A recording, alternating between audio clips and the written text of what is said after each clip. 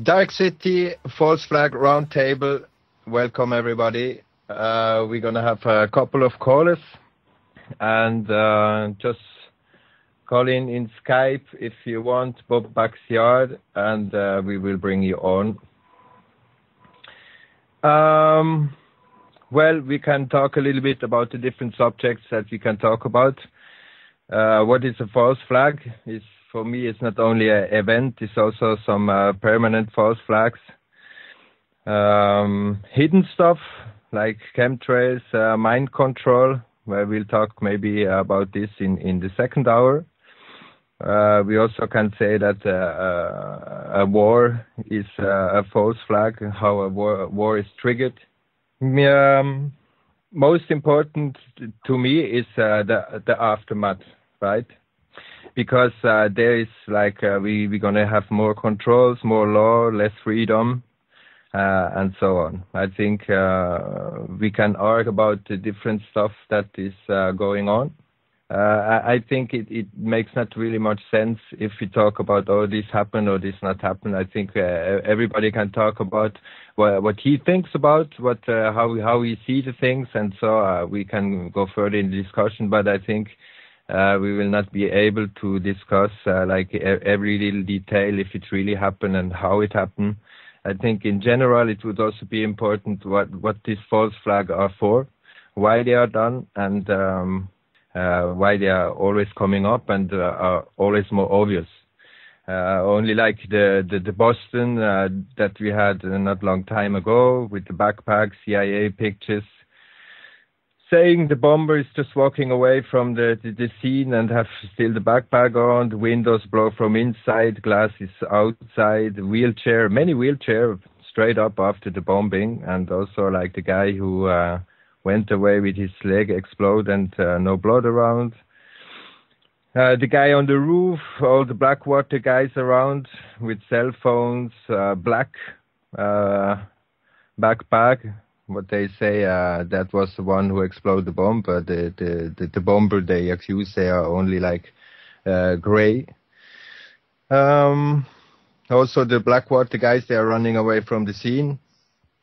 That old guy that fall on the floor at the explosion, and many people are closer to the bomb, don't even move. Facebook created this Saturday before, and then also, of course, the Texas explosion or bombing, what maybe some people have some more information about. I think also it was something with Monsanto factory related. They have the insurance on it. Insurance, they have insurance on it. Of course, always, like also the buildings, I think there is a lot of insurance stuff around too. They get a lot of insurance.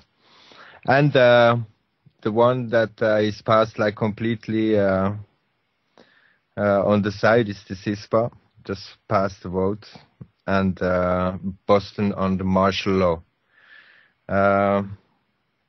Boston on the martial law and the people applaud in the street. For me, that looks very, very much Nazi behavior.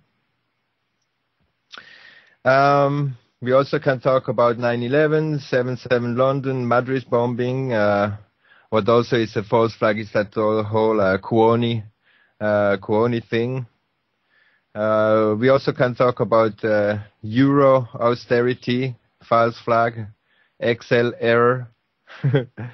Even the hemp suppression is completely a false flag. Is the atomic bomb a false flag? And so on. We even have Agenda 21 with the Delphi technique to just blind the people about making the city better and transportation better, and this is private companies who will pay it. Therefore, we have a lot to talk about, and I don't know if we have somebody who want to come in and say something. I think we are a lot of people in the chat right now. Oh, I never see so much people in the chat. what I think we can talk about is also maybe some guys who don't think that false flag is happening, or maybe some are false flag, other not. In the basic thing, I think it's very difficult to get real information the way everything is turned away. Of course, a lot of conspiracy stuff I see is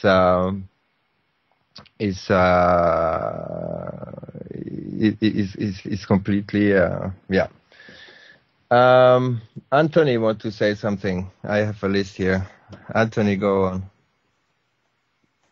Okay, well, thank you for letting me respond, and thank you for letting me be part of the show. I heard you mentioning the men in the cargo pants, khaki pants, referring to them as Blackwater employees. If you look on our website, mediaeast.com, there's a breaking article by Minority Report that shows that actually proves who these people are. They're actually part of the National Guard civilian support team. So they are actually part of the National Guard. And yes. Okay, I heard someone say something. Okay, but they are part of the National Guard civilian support team, and you can look that up on the mediaspeaks.com right now. The articles by Minority Report, one of the Minority Report, it shows the photos of the men with the NST team, and you can see that there right now. But what this proves is that there was foreknowledge of the bombing, because they were conducting the job of this support team is to conduct drills. So that just proves right there that there were drills being conducted. So it brings us further down the rabbit hole of what they knew and why they were there. I just wanted to interject on that. Did they not have the logo of the Blackwaters on their cap? I did see that, but if you look at the identities of the individuals, you can see them that they match to the National Guard civilian support team. Whether or not they're contracted with that specific corporation is, I think, up for debate. But all I'm trying to say is that it's proven that they are actually part of a National Guard response team that does these type of bomb drills. So there was some type of foreknowledge. So this goes along with the FBI, the FBI lying about what the mother told them, having more information on the alleged bombers. Tamerlan, because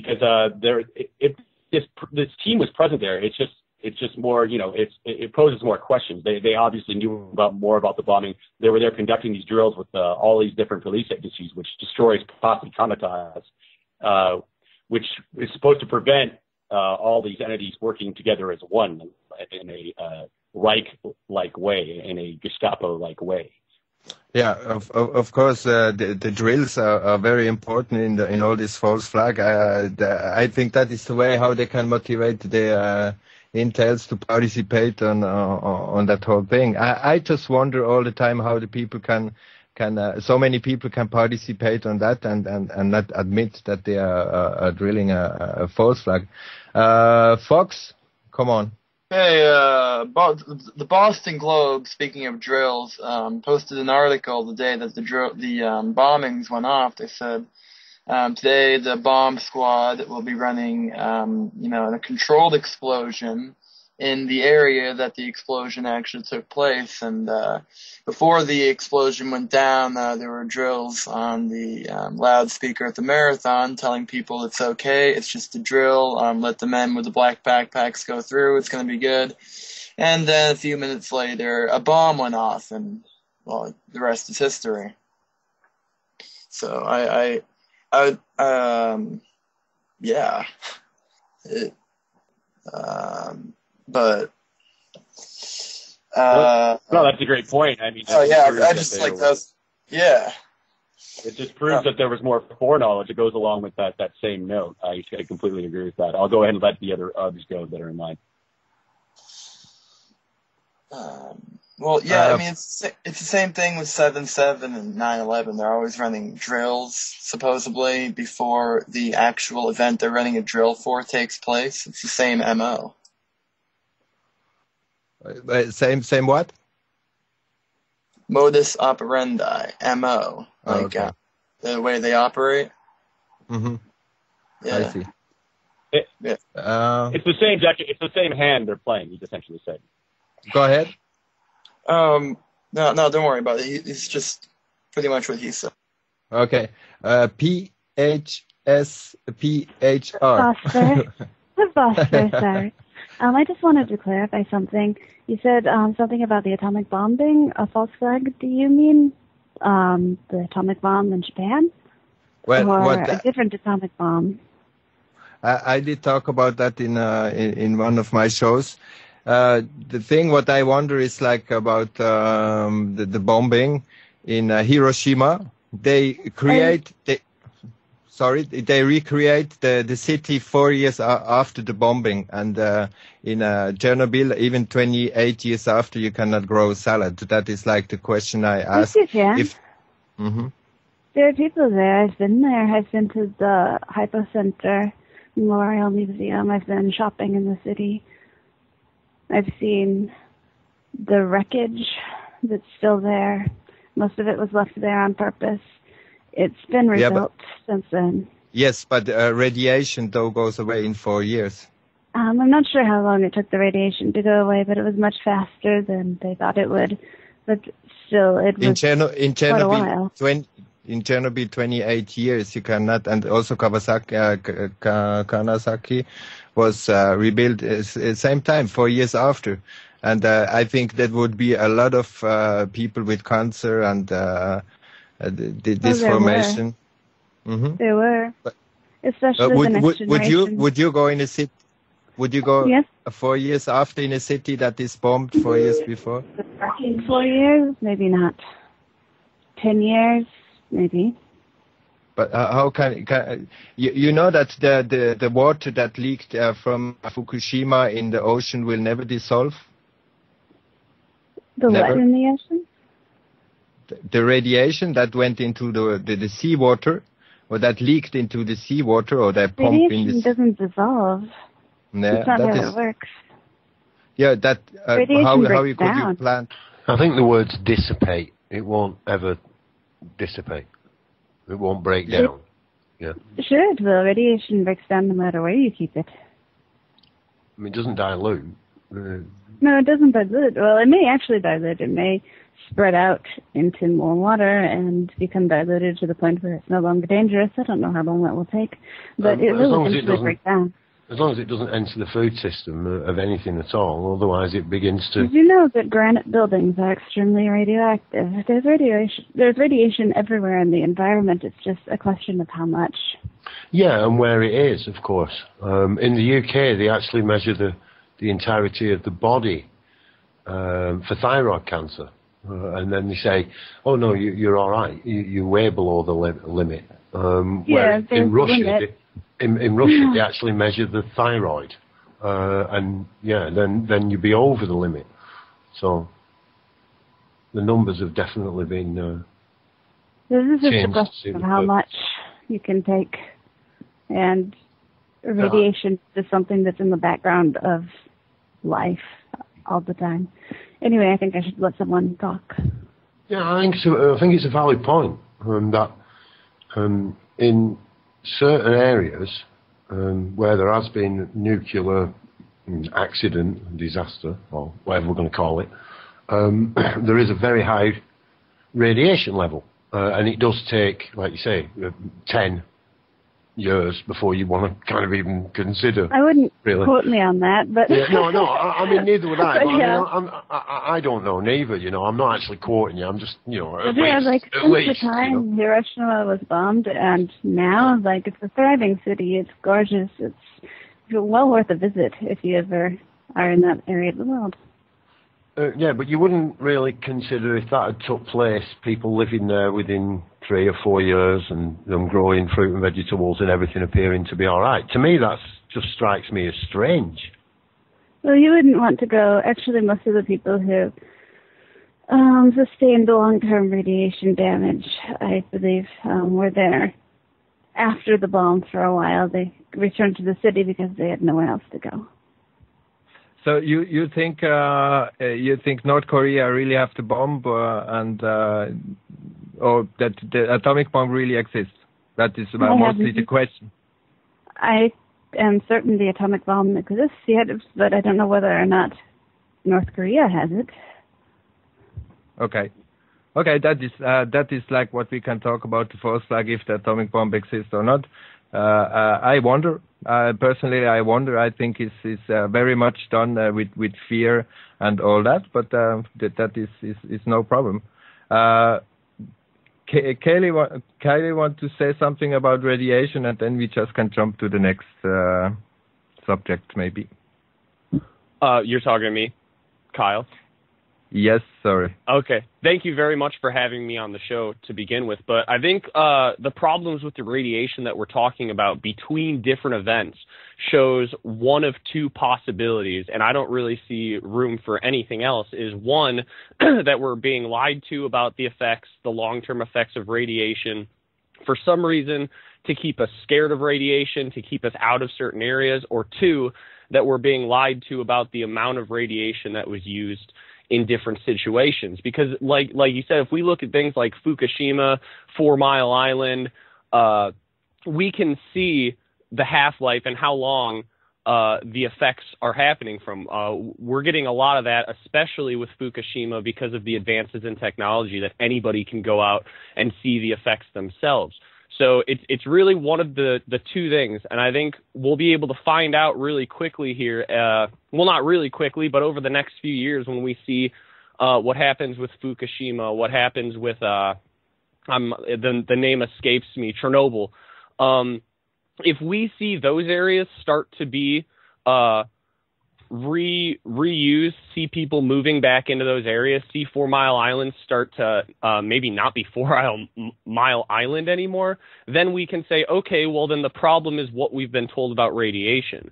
But if those problems pretty much stay as problematic as they are already, then we know that the lie took place with the bombings in China of World War II, or Japan, I'm sorry.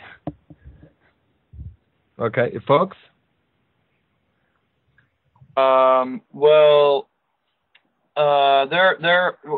it comes to radiation, there are different levels, there are different kinds of radiation. Like the computer I'm sitting in front of now, I could probably sit in front of it for weeks on end and not develop any physical anomalies like cancer. But when it comes to gamma, beta, UV rays, like being exposed to these things on a day-to-day basis all day, you could be severely damaged by it. So I guess it depends on quantity, levels, and types of radiation, scientifically speaking. Yeah, I think the nature can very well adapt to many things. Now, the question was more about if the atomic bomb really exists, because I think humans need to be very stupid to use it first. And secondly, I just wonder how it goes. It can be that it's different radiation on a place for a bombing than like Fukushima or the other accidents. But I think still the atomic bomb is still a lot of radiation, and I personally would not go live there after 4 years. That I think probably takes them 4 years to go move in, but it's the amount of time to rebuild it as well. So they probably came in earlier to rebuild it. Yeah. You know, so the other thing with Fukushima is the marine life, you know, because they're going to be interbreeding, and what are the long-term effects of that? And the other thing, how many reactors that are built on the same principles as Fukushima around America, and they're still not closing them down or even checking them out, because this possibility could happen anyway. Yeah. You know? There's no future monitoring being conducted, or because the marine life is very, very sensitive. And also, if it becomes airborne, it's going to go over to the northern hemisphere, all around Scandinavia. So we could be looking at contamination in that area as well. But there's no official reports being conducted and how it affects the world environment instead of local. I can tell you that the west coast of the United States has turned off their radiation detection equipment. because it's just all pegged. They don't want to have to explain anything to anybody. The water in the Pacific Ocean off the west coast of the United States is radioactive. The fish are radioactive. I wouldn't eat anything out of the Pacific Ocean. It's the cows out of the barn. A little late. But when we think about this, we don't control the food chain at this very moment in time. We don't know where the fish or produce is coming from, so we just have to accept it because we haven't got no monitoring material in the store at all. So we have to be very, very wary of what we eat in the future. Because we have no control. Counter. Oh, that's why we're going to produce our own food. You can't take these chances anymore because it's out of our hands. I would say the biggest atomic false flag is that they raise instead to say that it gets dangerous. They just raise the limit that the people can cope, and that I think is one of the biggest false flag. Does somebody want to say something about that, or can we switch the subject? Blue Knight. Blue Knight. Go ahead. Boulevard Nights.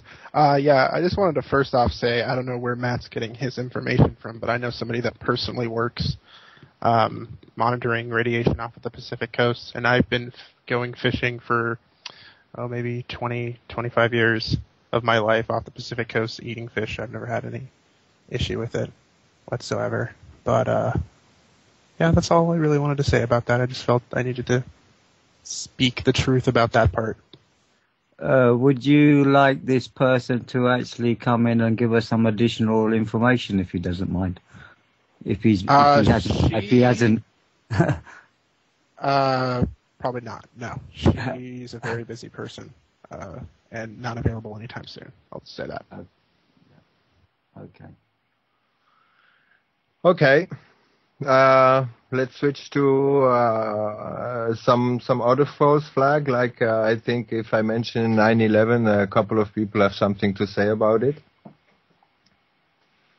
Who have something to say about 9/11? Don. Fox, come on. Great. Well, if you just look at how they conducted 9/11, the drills going on with NORAD. It's the same MO as the gentleman said earlier. It's the same deck of cards. It's just very strange. All these turns of events. We have that Operation Smooth going on in Canada, and now there's reports of this whole Russian plot or accusations within the family. It's going in all sorts of directions. But what I do know is the mainstream media right now is criticizing the independent media, people like us, for trying to expose these little things. Because if you look at it, there were certain suspects that were wrongfully put in the spotlight, and certain element, and I'll admit to reporting on that, but I immediately went back and changed it once I realized that it had changed. But I mean, I think what we should focus on here is, not just the World Trade Center in 9/11, but the World Trade Center in 1993. Ahmad Salem was given originally a fake bomb by the FBI to conspire with the people that wanted to bomb the building. But then they ended up giving him a bomb, just like the Chicago plot that should just happened. They arrested that. Can you repeat that? You lived there for a couple of years, and the FBI. Anthony, can you repeat, because sometimes you sound cut. Okay, I apologize. I was just saying it goes along with that whole Chicago bombing, the way they handled the 1993 Trade Center bombing. They gave them a fake bomb, but then they originally changed it to a real bomb. And if you listen to the recordings that Ahmad Salem recorded with his contact within the FBI, they acknowledged that they did give him a real bomb and lied to him about it. So they do have the intent. I mean, just like I've referred to on my last interview with Don Darkcity, if you look at Operation Northwoods, they're willing to go to any extent to promote their agenda. So it goes a lot with 9/11. It goes a lot with the 1993 Trade Center bombing. It goes a lot with all the other. Yeah, FBI have very much to. And I just wanted to address something earlier, since I have the floor right now. Go ahead. The bombing in Nagasaki and Hiroshima being a false flag. Right now, I don't feel like prove that, in my opinion. I don't think it hurts to speculate, but I think it's very important to focus on the facts that we can prove right now. We know the Gulf of Tonkin was a false flag to launch the Vietnam War. We know that the FBI lied about having contact with Tamerlan Tsarnaev, as well as the other suspect, Joker. They lied about all the connections. I think it's very important for all of us to focus on the facts that we can prove. It doesn't hurt to speculate. I heard, I think Fox was saying in the chat earlier, something about the blood and the pictures. Right now, I've looked at some of those. It's very hard to prove those. And I think somehow it can bring a little discredit, it can discredit some of the real information that we're trying to get out there. And that's just my opinion on that. Yes. Richard typed a couple of times the one. So please, Richard, go ahead. And then we take Fox. All right.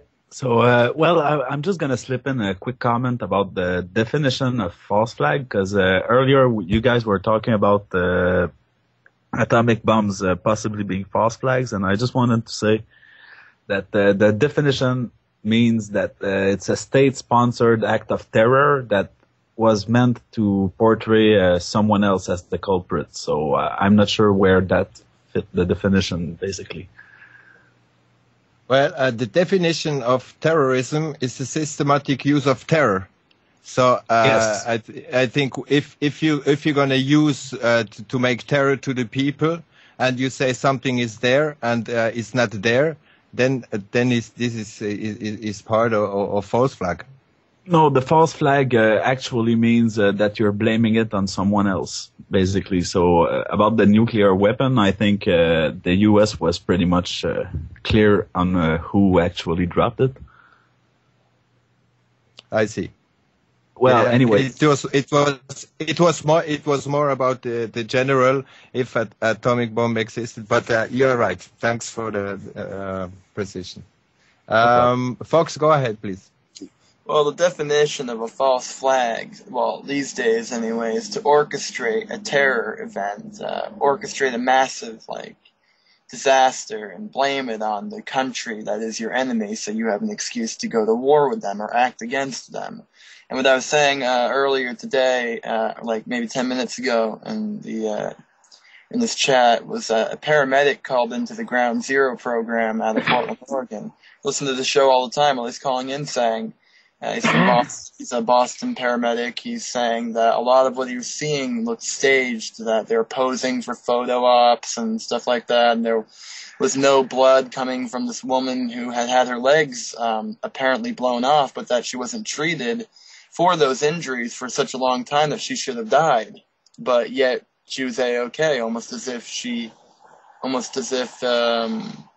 maybe she had already had her legs removed or whatever, but there was too many signs pointing towards the fact that all of what happened in Boston was set up, and that is what a false flag is, and now we're blaming it on terrorists who had no connection to what happened, or to the kid who did it, or the country where he comes from, which is how we justified shock and awe back in 2002. We blamed it on a certain country, which proof says had nothing to do with the incident that took place, 2 planes flying into the World Trade Centers. It had nothing to do with it, but yet we bombed their country because we blamed them for an incident that wasn't their fault. And that is what a false flag is. What do you think about for Boston? They say it's the Chechnya, and what do you think about that? Well, do you think the Americans want to intervene in they want to blame the Russia, or? Well, that's a good question, brother. Originally, we thought it was going to be the right-wing extremist groups, and I guess that didn't happen. It was terrorism, Muslim. I honestly don't know if they're going to invade Chechnya, but I do know that they're using this to pass laws. They're using this to keep people afraid, keep people in panic, raid neighborhoods in the area, lock down 5 states, pass CISPA. They're using it to further what it is that they've been trying to further from all of what has happened in the past year, 5 mass shootings, North Korea. They're building up to something. I don't know what. I can't tell you, really, because I don't know. Nobody does. We think we do, but we don't. A lot of people want to talk. I'm not sure if I follow Kylie. Yeah, Kyle. Kyle, well, sorry. I just wanted to say, since we're talking more about the more recent false flags now, specifically 9/11. 9/11 is the most important false flag in history, and there's a lot of reasons for that and why it's so important that people understand 9/11 before moving on to other things. Because you can see in history of false flags, like I think Court mentioned the Gulf of Tonkin incident, that you can see generally what they're doing, the moves that they take, the things that show the warning signs of a false flag, if you will, and you can take those and now you can relate them to real world things that happened while you were alive, things that you were on your couch watching the TV with everybody else. And in the movie business, they have a term called reasonable plausibility. When you watch like an Arnold Schwarzenegger movie and he takes out 5 people with one gun while they're all shooting at him at the same time, and you go, oh, come on. They broke reasonable plausibility. And now in the age of technology, digital technology, everybody has a cell phone with a camera. It can take videos. It can take pictures. There's Twitter where you can get on the second information from people on the scene. And what's happening is, unlike the Gulf of Tonkin, unlike the burning of the Reichstag at the beginning of World War II, where Hitler took over, you have that immediate information coming from people other than the mainstream media who we know is going to lie to you. And it's just the reasonable plausibility has been blown out of the water. And now you'll see more people than, I mean, back in the day, yeah, you might have Bill Cooper, one guy who's on the radio trying to talk about stuff like this. Now everybody has that same information at the touch of a button. And it's almost impossible for people to deny the obviousness of government playing some sort of role in so many events over the past 20 years. Blue Knight, go ahead. I don't even know where to begin here. I was just going to talk about Boston and all this closed down militaristic or whatever the hell people are discussing here. I know people that lived in Boston. I know people that were able to still walk out of their house even though they were telling people not to leave. You could even see on the local television out here people walking down the street in Boston, nobody stopping them. People can go out, do whatever they wanted. Most people didn't want to leave. Most people wanted to assist law enforcement because they wanted to catch this guy. No, because they're dangerous. They're throwing bombs out of cars and they're bombing other places and they're shooting people up. Nobody wants to be hurt. So the people are completely going with the government. And even when that was happening, there were people in the mainstream media calling it out. And there's regular people talking about it too. I'm like, well, this is pretty extreme for, one guy who basically, killed 4 people and hurt a couple hundred. But still, regardless, I don't think it's some big plot. I think it was people trying to do whatever they thought was best. A very stressful time. A very, in a very quick manner where they were trying to not get people hurt. I think that's what it comes down to. I don't think there's any conspiracy here. I don't think these guys, it's too soon. And nobody in this chat, nobody in this call knows what happened. Nobody here does. So you can't talk about these false flags or any of these other things that are popping up. This just literally happened a week and a half ago, and they just found out these guys doing this a week ago. Whether or not you believe these guys did it or not, the fact that there is people that did take pictures of these guys shooting other people. There's footage of that. It was all over the national news. Yeah, but if you would be chased by military, would not. If the only thing is, you talk about we had dead and injured, but how do you know that we have dead and injured? Because there's the families of these people are coming forward, and there's history of these people that are, like the MIT cop that got killed. You're going to tell me that's entirely staged? I don't think that. What's the significance of that? Right. That's my point. Can I respond to that, please? Okay. I'm not saying nobody's lives were, weren't. I'm not saying no lives were lost, and we're here I guess he cut out. We lost Anthony. Little too Richard. Anyways, Richard. I wanted to, Sorry. I wanted to talk about everything else that's going on with 9/11 here. I've spoken to people that are part of this group for a while, and it's really hard to respect another person's opinion when they tell you things like, oh, the planes were actually holograms projected onto missiles going into the buildings. And using Tupac holograms as evidence of that. I can't even get into... But did you use already a program to make animation? You use a program to make animation? How do you project that across 360 degrees of people looking around? The thing with something like a Tupac is that it is forced perspective. Okay. I deal with this on a professional level. You can put on the TV whatever you want. If you have 7 seconds... Sorry? There's people that are filming it and people that are looking up in the air. I'm not talking about people on TV. I'm talking about people that are on the street of that. Can I ask you something? Yeah, do you know some people who see the plane themselves? Do I know people that saw the plane themselves? There were probably about a couple hundred people out in the street of New York at that moment. People that you know. Do I know? Do you know anybody? No. That's my point. No. Well, why do I need to know somebody specific, though?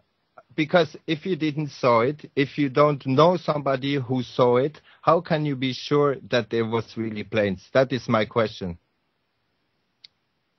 Because all the eyewitnesses that were there said it. But did you study the eyewitness that was on the TV? I'm not going up to however millions of people in New York City and asking each one of them, did you see the plane? No, but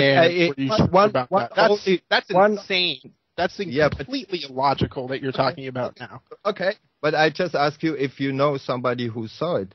It's no problem what you think, what I think. I don't. No. I'm trying to get at the root of what your question is. That's my point. The root of your question is, how can I be sure? Because I trust the hundreds and thousands and millions of people that lived in New York City that saw that and lived through it, saw those planes go through. Are you telling me... Wait. On top of that, too, are you telling me that there's a possibility of holograms being projected onto some other object? No, an object that is moving in space. Listen. That can be seen from 365 degrees. If you find somebody, there is Facebook. You can ask around. If you find me one person that saw the plane, and bring me that person on, and I'm gonna discuss it. You would discount everything. The people. So you're telling me everything. No, it is just a question. I don't hear anybody who saw the plane himself. Okay, that is all what I'm saying. So as soon as listen, let me finish, please. As soon as you put something on the TV, and you tell the people that there is a plane in it, they will not search anybody who will see the plane. Tell me somebody who saw the plane by himself. That is the only point that you can be really sure about something. I don't think there is a plane on the ground. There were people. But cameras can fake cameras. There was even I saw a picture from a chopper. There was Hey guys. Anthony. Yeah, yes. No, Fox. You're called Fox. You're not called Anthony. Anthony, mute your microphone, please, mate. The entire world and the internet really doesn't need to hear you typing. Thank you. And if you need to talk over one another, then mute your microphone in between. I know there's a lot of passion there, but there's no point talking over one another. Please, Jaba, continue. I didn't follow the chat right now. I see who want to talk. Richard? Yes. Okay, well, the point I wanted to bring in is that I see a lot of people arguing that 9/11 could have been an inside job, but I haven't seen any actual strong evidence supporting this that hasn't been debunked to this day. So I was wondering if maybe you could suggest something I haven't heard before or haven't seen that convincing. But that is a very relative question, When since 20 years I try to explain to people what is really going on. And if the people don't want to see the evidence, they will not see it. Well, the thing is, wouldn't you agree that if you are searching for a certain kind of evidence that your mind is already made up, you will tend to go cherry picking for that evidence and ignoring the evidence that might contradict what is your current worldview? Well, I researched a long time about 9/11. I have thousands of points that for me, I don't know what have it you could ever be been for you. to New York, let alone Ground Zero? I'm sorry, Boulevard. That's my time. Fuck this. I'm out. You moonbats are fucking insane. Oh, okay. Damn. Okay. Anyway. Very harsh of you. Anyway. Hey, that's unbelievable, man. Because you know what? The one thing I can agree with him on is, yes, there was a plane. But from the beginning, if you just backtrack back to the beginning, the one thing every single person in this entire room can agree on is that whether it was a hologram or whether it was a plane, we all know who orchestrated the whole thing. And that's what the false flag conversation, that's what we're all here talking about. The one thing we can agree on. Actually, Fox, I disagree. We don't. We are on the same page actually when it comes to that, because a lot of you guys seem to think the actual U.S. government planned this attack, and I really don't see it. That's what I was asking. Do you guys have actual hard evidence to prove that hasn't been debunked? Okay, well, check this out. Just a factoid. Weeks, if not months, before this event actually took place, there were many calls into the FBI with people connected to the people who orchestrated the attack, warning them about it, and the FBI purposefully ignored this. Okay, so it couldn't be incompetence. It has to be a massive conspiracy theory involving thousands of government workers who all kept their mouths shut about it. Okay, brother, we were attacked by terrorists. I'm sorry, what? Well, I can maybe answer to that. That was for me was a very long question. Also, when I think about it, how many people can participate to something like that without it coming out? That is not true, guys. I mean, many guys are talking out, and the mainstream don't play them. That is for sure. But otherwise, we also have to see that the policeman he go up in the morning and he think he's doing something good. But if you tell a FBI agent, listen, we have to make it like that. That is the only way we can catch the terrorists. They will shut up.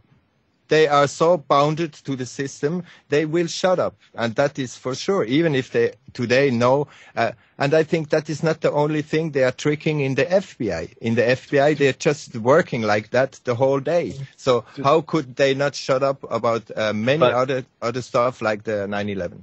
But is it possible that they were just incredibly incompetent at doing their job, and that's what they've been trying to cover up, their own incompetence, and not a whole plan to actually make this? I mean, I don't see them being actually able to implement something like this. They're mostly failures. Most of the time, the FBI plots were actually exposed because they are not very competent at what they do. So I think you give them too much credit. But that is what they're showing, you know. That what you see in the mainstream media, oh, they failed there, oh, they did not that correct, oh, they did. But the problem is they do so many things not correct. Of course, after a while, they cannot hide it anymore. That's why they also have to change the method of killing other people. They cannot use their heart attack guns anymore, and they cannot use their poison anymore. They have to change, and after a while, they are out of ideas, of course. But what we are hearing about the FBI that they are not doing right, I think we should talk also about the whole idea of the 9/11, because what happened, how quickly the houses came down, and how, I mean, it's evident. Even they push away the whole house, the whole garbage. They just ship it away to China instead to really analyze it. And anytime somebody analyzes that dust, they say that is not normal dust. That is not normal dust from a house. The biggest piece of a chair, they found a keyboard piano, computer keyboard. That was the size they found. Everything was exploded, guys. So I think after that, we have to think what changed the world after the 9/11. And I mean, Osama bin Laden. I'm sorry. Sorry, go ahead. I'm sorry, go ahead. I do think that. Sorry, I will finish. Osama bin Laden, I follow him already before he attacked. How they say he attacked. Man, I mean, this guy is not able from there where he was to manage something like that. That is something also today, also all the mercenaries, all the jihadists, the terrorists, rebels, they are all the same guys paid from the same guys. And we still have this kind of terrorists today. We have more terrorists today than before the 9/11. And the war starts against the terrorists. So, I mean, already to invade Iraq, to go to Afghanistan, to control. In the airport, I was in that time. I was flying around from the airport, and I can tell you that things are changing drastically, and everybody agree. And that is exactly what makes a false flag. That the people are just saying, "Oh, the world is unsafe. We accept more control and more control and more control, and lose just all the freedom." And this is a false flag attack. Now.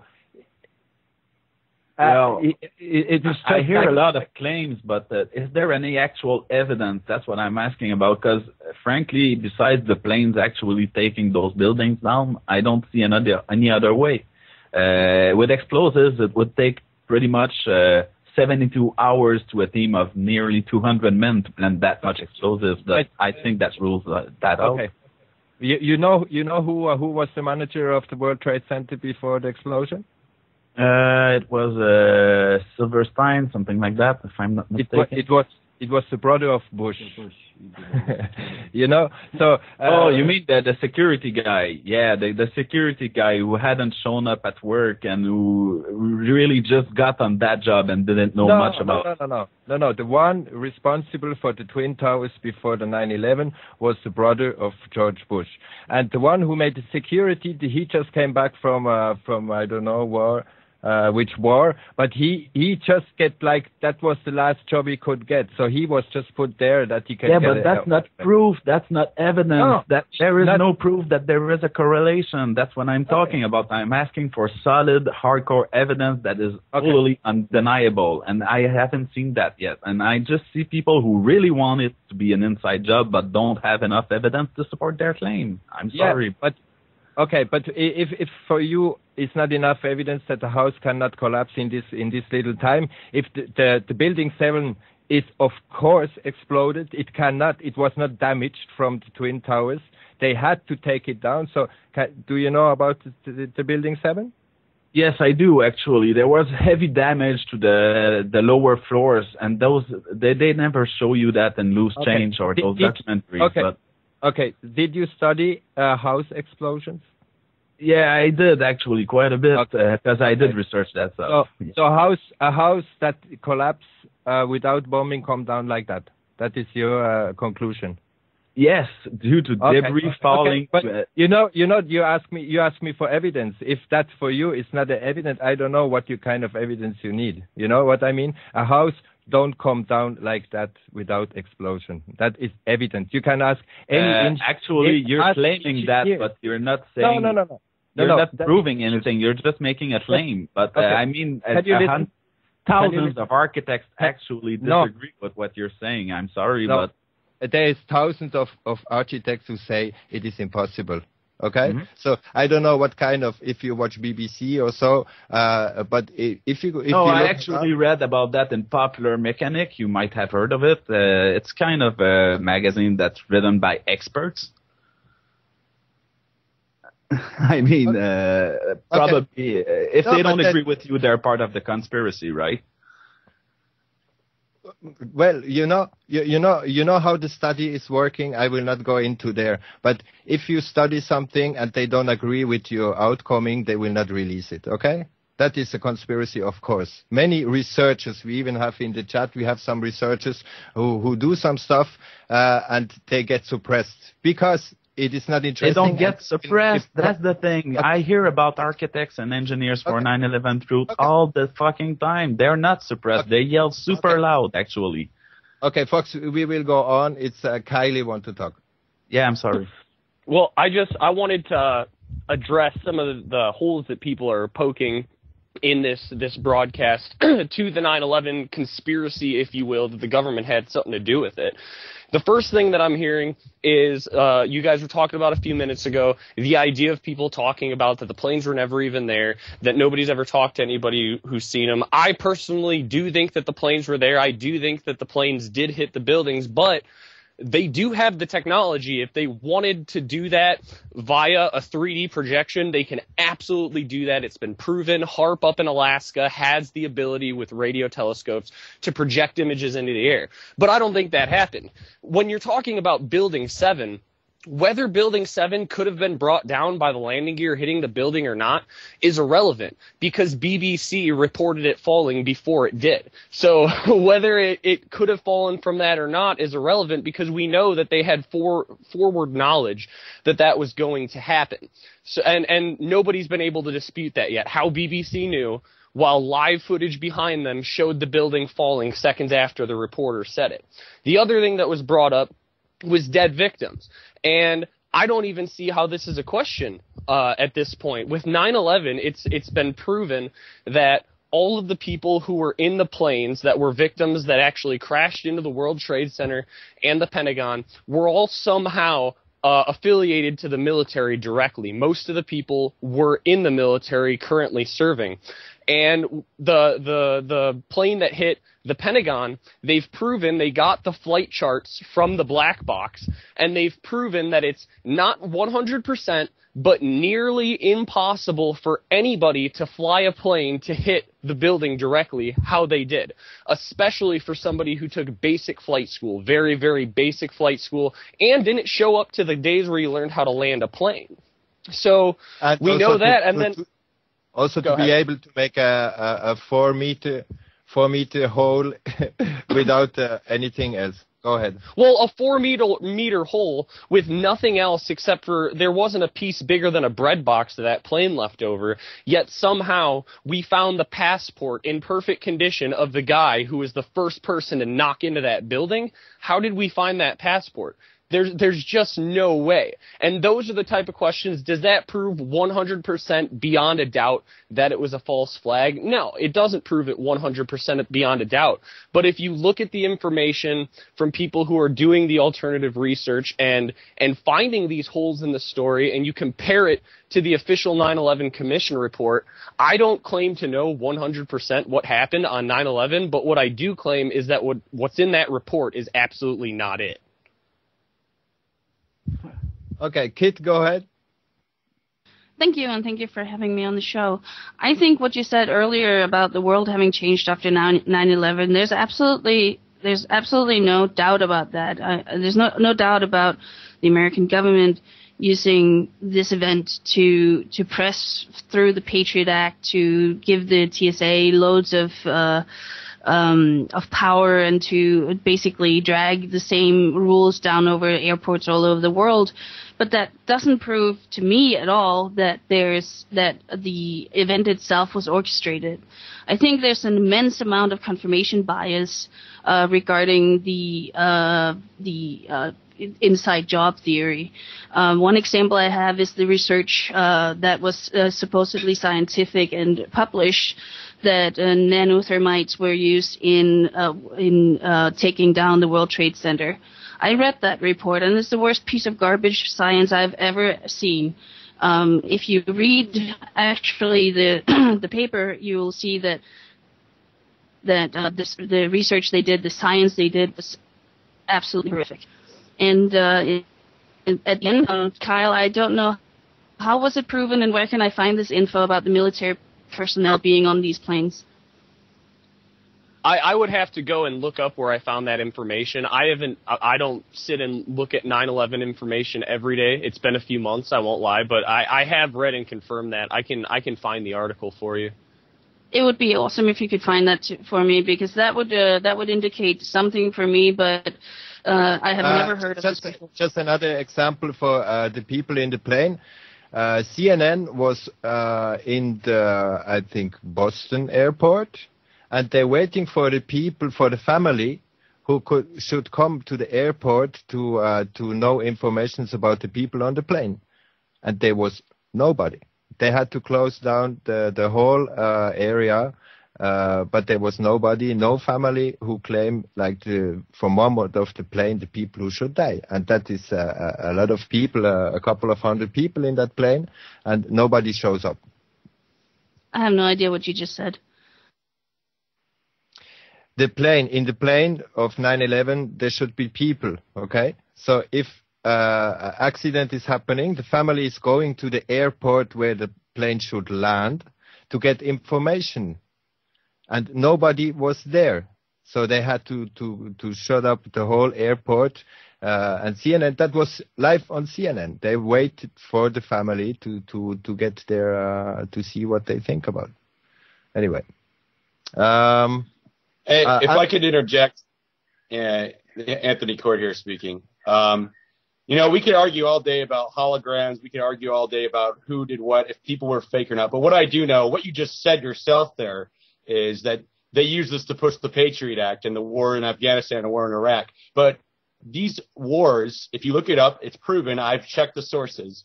The Patriot Act, everything was written well before. All was planned way before 9/11, and that was their launching pad. And if you look at the Project for a New American Century and their own report, they do say they want a Pearl Harbor-like event to launch their agenda in the Middle East, and that's exactly what happened, whether or not you believe it's a false flag or not. Another response is go ahead and look up that some of the alleged hijackers were also roommates to some of the FBI informants. So I'd like to hear your response to that. That was me? So no, I mean, I'd like to hear the naysayer's response to what I just said. What are you talking about FBI informants? Well, how not do you... Just the informants. Not just the but informants. Also, I'm talking about them writing the whole Patriot Act, planning the whole war in Iraq, whole war in Afghanistan, well before the 9/11, and then the Project for a New American Century, a think tank for neocon think tank, basically spelled out how they would launch their agenda. They needed a Pearl Harbor-like event. Anthony, we lost you again. Fox, go on. I could hear him loud and clear, brother. But what he's talking about, it's all real. It's all. You can look it up right now if you actually get the time sometime to look up Project for a New American Century, the Patriot Act. It was, in fact, all written before it happened. The problem is, much like with CISPA in Boston, the legislation's all there. It's all about having a real excuse to say we're going to pass it, much like, So, I mean, what you're saying about families not showing up at the airport, that's very sketchy in itself. But I guess what we're having a problem with here is that nobody's got it all figured out, and there are thousands of conspiracies. Some say aliens did it. Most say it was a terrorist. Others say it was military personnel.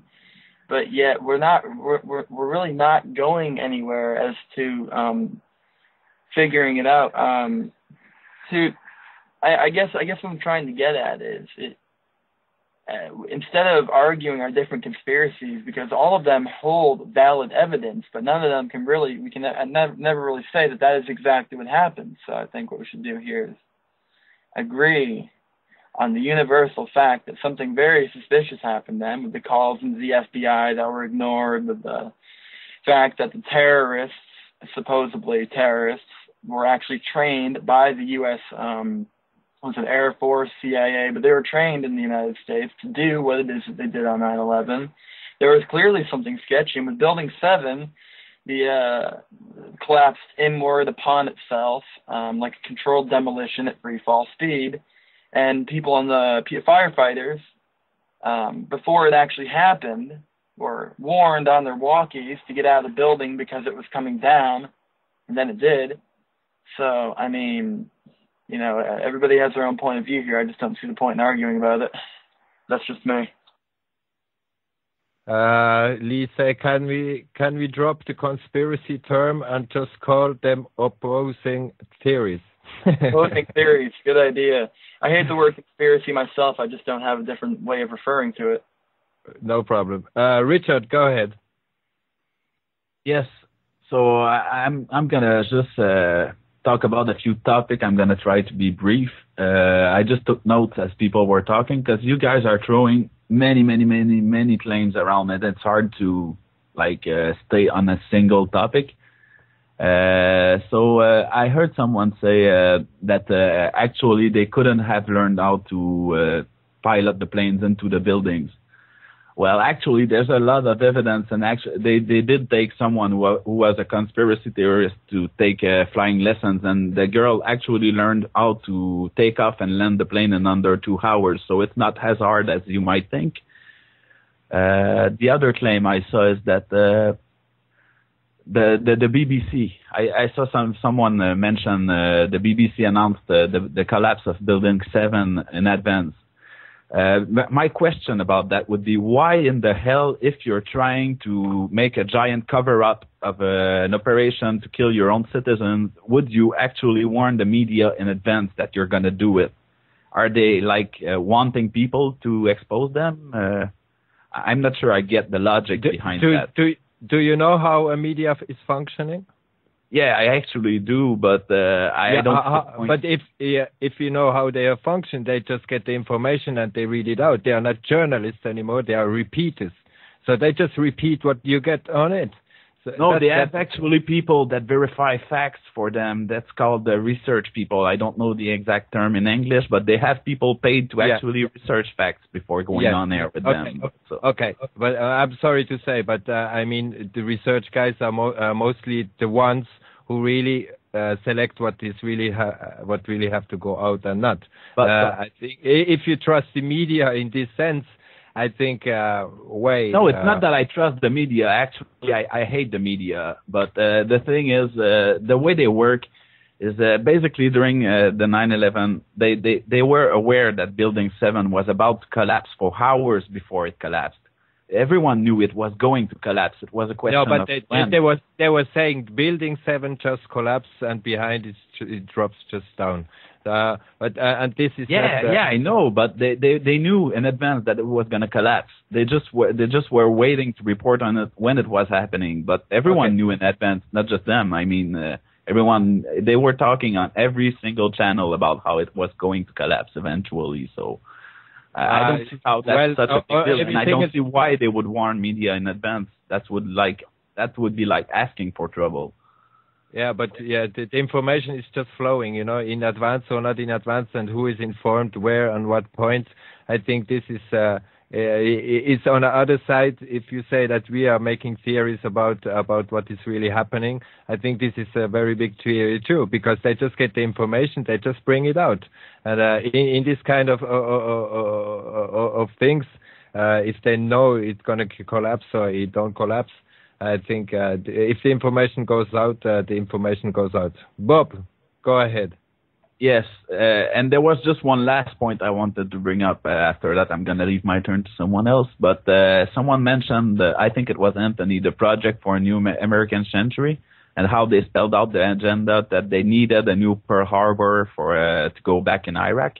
And they actually did say that. I read the document, and they did say that. The thing is, I don't think they actually planned a new Pearl Harbor. I think they just waited for an opportunity. And when they saw tragedy happening, they actually used that tragedy to push their political agenda. I'm not denying that, but what I'm denying is that they actually planned the attack.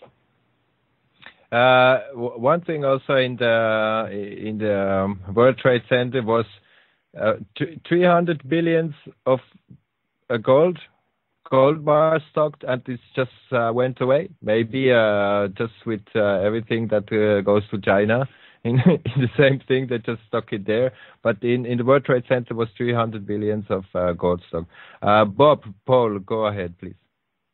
Hi, thank you. I've got 3 points that I'd like to raise, if I may. Working in my reverse order. It's what we didn't hear about. That's my angle. It's what didn't get publicised, not what did get publicised.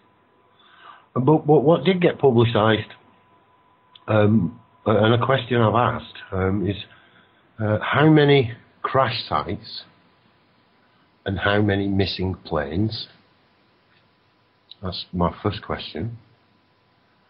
A bit double-barreled, if you excuse me. How many planes and how many crash sites? And the second one are there any people alive from the planes still alive? Are there any survivors? Those are my two questions. I'll gladly deal with what I consider what wasn't publicised.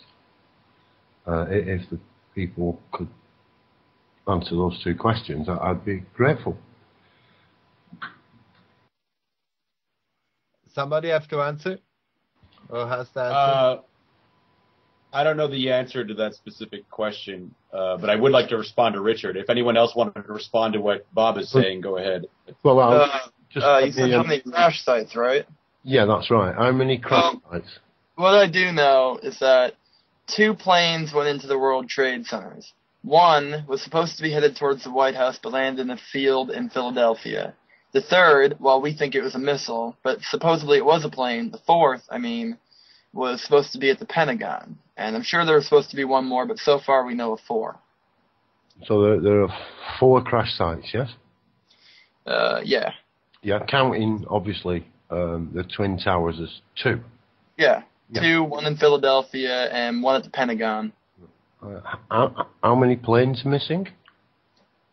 That I don't know. It has been a long time since I've even thought about any of this. But it's really I had a little scratch on the surface. I'm quite perplexed by it. And you don't actually, people wouldn't know how many crash sites there were and how many planes missing. To my knowledge, there are 3 missing planes. There are 3 missing planes and 4 crash sites. Something there simply to me just doesn't add up. This is not any deep, research that needs to be done. It's quite simple. Well, can actually I think that Flight 93 was the one that was supposedly on the way. I'm sorry, I didn't mean to interrupt you, Bob, but I think Flight 93 was the one that was supposedly on the way to the White House. I do remember that. Well, there is, like I say, people could look if they could answer that for me. I'd be grateful. Like I said, with the Pentagon, lots of sketchiness around the Pentagon situation, like the fact that although there are hundreds of cameras at the Pentagon, only one was working apparently at the time, and all it shows is 4 frames of what does not appear to be a plane so much as a small object, like a projectile headed towards the building and then explosion. And, well, theoretically, if it was a missile... I appreciate, Fox, that there may be many theories regarding 9/11. That's why I kind of put the 3 points there. So I could stay focused, so I don't get pulled into what I consider to be one of the largest psyopses that have ever took place. Taking thousands and thousands, millions of man-hours, focuses of energy onto something that is totally and absolutely unsolvable. My second part of the question, or third, if you count my double-barreled one as my first, is are there any survivors from the planes? Is there anybody aware of any survivors from these? No. Apparently there were no survivors. The only one that were the survivors were some of the Pentagon employees, one of which was suspicious of the event herself. I do forget her name, though, Bob. Well, apparently one of them lives in Manchester. He was being on the BBC television. He was astounded that his passport was found and that he was actually one of the men named as a terrorist that was actually flying one of the planes that hit one of the Twin Towers, because he's never left Britain. apparently. So yeah, there's one. But he's still wanted, of course. He is still wanted for questioning by whichever authority perceives themselves to have authority to question him. I do believe their origins are the United States of America. Again, my suspicions are aroused when you would insist that a man was killed on a plane but still have him wanted for questioning. I find that difficult to believe. I really do. And that entire planes could be swallowed up by the ground whole. I find this quite difficult to grasp. I'm not saying it doesn't occur. I'm just struggling with these facts. Well, Bob, Mm-hmm. now this is where I'm confused. We're not saying that it didn't happen, and in a way, we're not saying that it did. We're not saying it was the terrorists. Oh, well, let's get on to Fox if I can, because there's a lot of people want to speak, and I don't want to take up too much time. So let me jump quickly to what you didn't hear about. Okay? The International Missile Treaty, also known as the Dove Treaty, to be signed September the 11th. How many of you are aware of this? How many countries in the world didn't sign the treaty that produced missiles? All of them but one, brothers and sisters. Every single other country in the world signed the treaty, except for one. America? 100% right. Okay. There are enough Can I just take one more moment? Yeah. Is that what we didn't hear about? Sorry, go ahead. Is that worth killing 3,000 people for and blowing up a few buildings? No? Think what they consider, how valuable they consider you to be. Is it worth? How much has it become? Look how much it's worth now. Thank you. Good point. Lee, come on. Yeah, hi guys. Hi everyone. Yeah, thanks Hi, for man. that. Yeah, just a couple of things to throw into the mix. About just a little bit. The airplane that supposedly hit the Pentagon, you were saying about the piloting and everything like that. What you didn't touch on is the fact of there's certain physics involved in a plane flying. Obviously, so you guessed that. But one of those things is a vortex underneath the wing. And the faster the plane moves, the larger the vortex. And the vortex physics denies the fact that the plane can fly at full speed so low to the ground to be able to hit the Pentagon. It's absolutely impossible. The wings would have lifted up and broken off the plane long before that. Secondly, another fact to throw in to maybe answer one of Bob's questions about the Pennsylvania incident. You get they raise data from strange places and seismic activity in Pennsylvania picked up a sonic boom in the area 2 minutes before the documented time of the crash, and the only thing that's possible that was in the sky, that was supposedly in the sky, to be able to make a sonic boom would be a fighter jet. And if a fighter jet was hitting sonic boom in the area 2 minutes before, it could have fired a missile and taken the plane out of the sky. Very, very simply, that's hard facts that those things did happen. Yeah, I can just add also that somebody called to Boeing and asked on which height a plane can fly 800 kilometers per hour, and that is only possible over 10,000 meters. And you can call to Boeing yourself. You can ask if how they say it went into the building because it flies so fast. This is impossible. A plane will just explode itself if it flies at this speed in only like 200-300 meters above. Anthony, please go ahead. Is Anthony there still? Okay, then go to Kit. Yeah, thank you. Fox and Lee, I actually know somebody intimately who saw the plane wreckage at the Pentagon, so I don't get by that there wasn't a plane. It's really weird that there's no more footage, but I know that there was a plane. And Bob, I don't need. I just have to add to that. Well, how come there's absolutely no evidence being provided by anybody to claim that fact?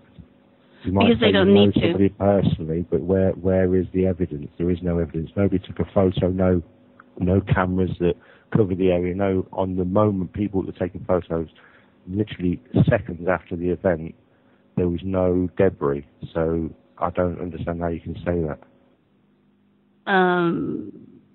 What do you mean there was no debris? What you have is grainy. Footage from a surveillance camera that shows you there's no debris. No. I think you're mistaken there. There's photos taken just as the fire brigade were arriving, and there was no debris at that time. Before the roof collapsed, and there's very, very high definition photos of that. Maybe you haven't seen them, but they are there. I have not seen photos that prove that there was no plane there. I've seen plenty of photos with debris, though. I'm afraid it's the exact opposite. There is no photos to prove there was debris there. That is the whole issue. Really? So what's the stuff that they're holding in their hands, and what is the stuff that my friend saw on the lawn? It's not a 4.5 ton engine. Definitely not, without a doubt. You were talking about pieces that could easily have been left there in the interim of the hassle. We're talking pieces sizes no bigger than 1 square foot. Now that's easily dropped out somebody out of the backpack, like we've seen what's happening with the Boston situation. You know, it's so we've got high resolution photos of these guys that apparently work for the craft with apparently, well, the shape, they've got the definition of the shape of pressure cookers in their backpacks, and the government are blatantly turning around and saying, do not look at any of the photos except for the ones we release. Come on, photo's a photo. A quick Googling shows me that there's plenty of photos of debris, but you always ask for eyewitnesses, and I say I know somebody who saw the plane wreckage at the Pentagon, and I'm sure that she will attest to the fact. So that's all the evidence I need. Along with the photos. And secondly, Bob, I don't know what you mean by missing planes. As far as I know, the planes were tracked at all times. Further, I believe the passport stuff is bullshit too, but is it possible that the Manchester dude is a case of mistaken identity? I mean, there's been plenty of mistaken identity with the no-fly list. So. Yeah, I would agree with you. Yeah, it could be just a complete mistaken identity, but the fact that the authorities won't accept that and that they still want him, I find that difficult.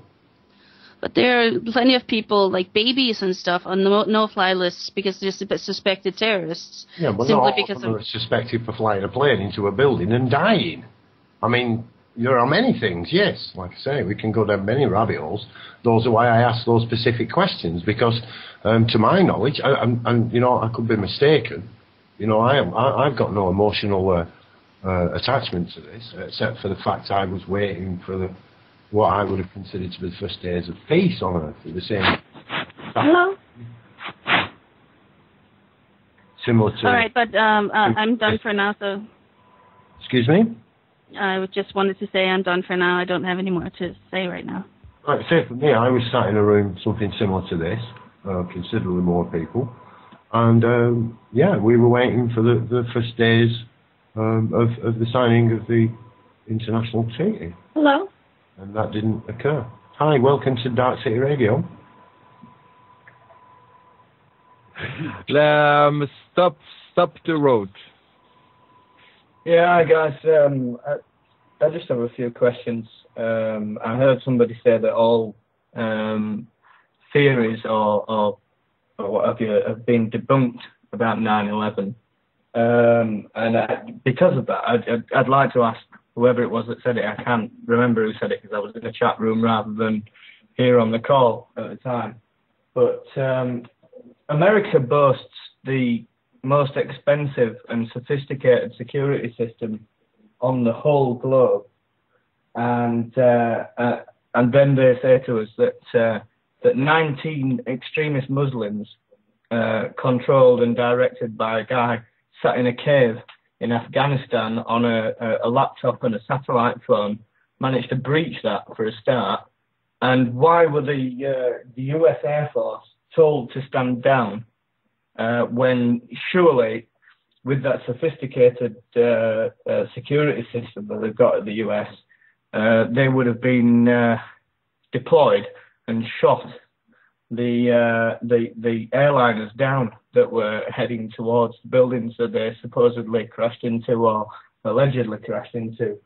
And also, why was there no damage to the lawn in front of the Pentagon where the hole appeared? If anybody could answer those questions for me. It was swallowed by the Earth, which apparently can swallow planes whole in America as well. I think what happens is when we move into the realms of fiction, it's fine. But when that fiction is actually presented as truth, and then we begin to defend it, I think we've moved into very dangerous times. I get the point that for me, to prove something, you need evidence. You need to be able to put something there. You can't say, prove it wasn't there. I mean, it's like, what? You know, okay, the great giant space-eating giraffe did it. You wouldn't, you're just like, no, that's just stupid. Exactly. So we need to be able to have evidence of the event that actually took place, not just make it up and pretend.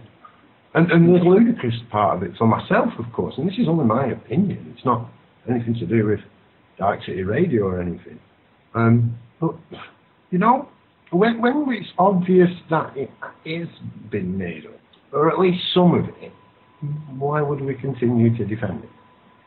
Indeed, but I couldn't agree more. Also, Building 7, somebody mentioned earlier on that it had taken a massive amount of structural damage. But surely, when they're saying that massive amount of structural damage was at one side, it would have toppled over, would it not, rather than fallen at free fall speed into its own footprint. Debunked. I can't see anybody debunking anything just yet about that. The only argument I've heard that sort of could carry a bit of weight is that the two between the main towers and Building 7 were connected by a huge underground tunnelling system, and the pressure came through. That's the only sort of defendable argument I could sort of comprehend and say, okay, maybe plausible if the blast was strong enough. I heard one a while ago. I mean, how plausible, I don't know, but maybe we create things by the focus of our intention. And that when the groups of people are out there and they're pretending, you know, we're going to go and pretend today there's going to be a terror attack, and their focus of intention is to make it as real as possible, and it becomes real. Let's go ahead. We have a lot of people who want to talk, so let's go ahead a little bit. I understand that, but I did ask that question of the person earlier on who, sorry to interrupt, but I did ask that question of the person earlier on that said that all or most of arguments that have been put forward about conspiracy, those have been debunked, and I really would like to hear back from the person that said that. I can't remember who it was, but I'm sure that whoever it is still in the room and knows who it is. Okay, you're gonna answer later. Barry, please go on. Good day, gentlemen. A couple comments I'd like to make right away. I'd like to respond to the lady there that was talking about the Pentagon. I studied the Pentagon myself for hours and hours and hours. I took a look at the original photos taken 10 minutes after the impact of the airplane, and I tried to visualize an airplane with a wingspan of 160 feet wide by approximately four stories tall at the top of the tail section, and with engines made of titanium, landing gear, striking the side of the Pentagon and leaving a hole 16 feet approximately by, I forget what the exact were, 12 feet tall. I think the government must have designed an airplane that totally folded up and just disappeared inside the building, because there is absolutely no physical evidence to support the striking of the side of the building by an object that big going 560 miles an hour. There would be debris all over the place. You'd have windows blown out 6 or 7 stories. There was windows on the 4th floor that weren't even blown out, man. It doesn't take a rocket scientist to look at that and go, where's the airplane? One thing for sure you got to look at, there's a U.S. general who's now retired, was head of the U.S. intelligence. His site is on YouTube. All you have to punch in is U.S. General speaks about Pentagon. This is a very intelligent gentleman, and he will swear on his grave that no airplane hit the Pentagon. There was cameras all over the place that day. Every hotel in the area had cameras, yet they were all seized within 10 minutes by the FBI. The only clip they released is the one that Fox was talking about, and it's a clip of 4 seconds, and you cannot define an airplane in that clip. And if they wanted to put a quash to this, why don't they just release a couple videos from places that actually saw what hit the Pentagon? Why are they holding that back? Why did the object that hit the Pentagon go 3 layers and penetrate a 3rd ring with a hole 8 feet? Airplanes are made of aluminum. The Pentagon was an incredibly strong building. Even with that kind of velocity, the airplane would disintegrate. No airplane can travel at ground level at 560 degrees without falling apart. The vortex it would create would rip the Pentagon's lawn to pieces. Yeah, we see no evidence, none whatsoever. So you really just got to look at the evidence. I mean, some guy goes to flight school, trains for a little while, and can fly an airplane, do 180 cork spin crew at 4 Gs. I mean, pilots have testified for years they couldn't even begin to do a procedure like that. Yet we're supposed to believe that this gentleman did it and flew the plane at treetop level for quite a ways into the side of the Pentagon, knocking down light poles. And, I mean, come on, man. You don't have to be a rocket scientist to figure that out. You just don't. It's common sense that no airplane hit the Pentagon. And that's what I wanted to say about that one. Okay? Thank you. Very good point. Also, personally, everybody can. I study some airplane crash, and only if a plane is smashing something, it's a big hole in there. To go through a whole wall with a plane, well, that is it's not rocket science like you say.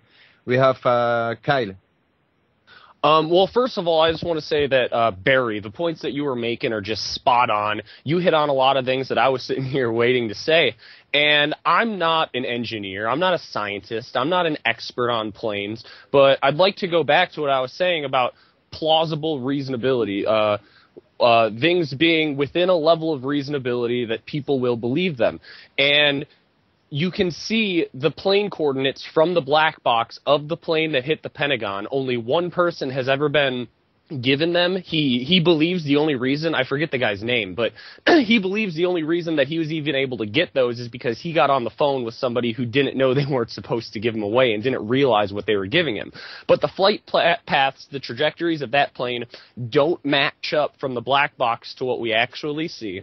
The type of maneuvers this guy would have to do to get in there, I mean, there's power lines that should have been taken out, there's a lawn that should have been destroyed, and then the hole. The hole is the biggest thing, and like I said, I'm not an engineer, but if I look at a giant plane with 2 steel engines and an aluminum body crashing into a brick wall, if I am going to see damage that's that minimal from that big of an impact, I would expect the damage to be 2 big holes from where the engines hit, not a big hole from where that flimsy aluminum body. I mean, the way a plane operates, it's pretty much a pod racer. It's got 2 big engines, sometimes more, and it pulls a giant piece of really thin, light aluminum. That's not the payload. The payload is the engines, and we don't see the damage from that.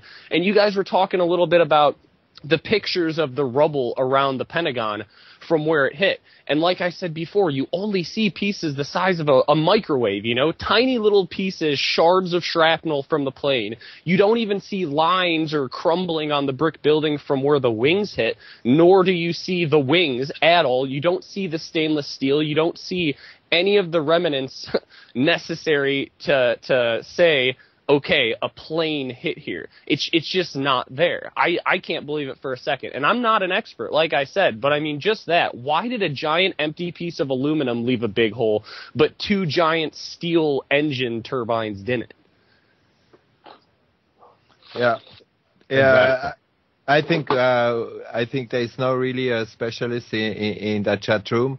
And that is all we can see. We just can think with our mind and feel with our heart and use our common sense to see how the things are happening in that whole thing. Please, Richard, go ahead. All right. So I'm just gonna go ahead. I've been taking notes while you guys were speaking, so I'm addressing things I find of interest, if that's okay. So. I've heard someone who said that all countries but one signed an anti-nuclear treaty. I would have to ask which treaty, because from what I'm reading, I see that the U.S. actually signed several anti-nukes treaties.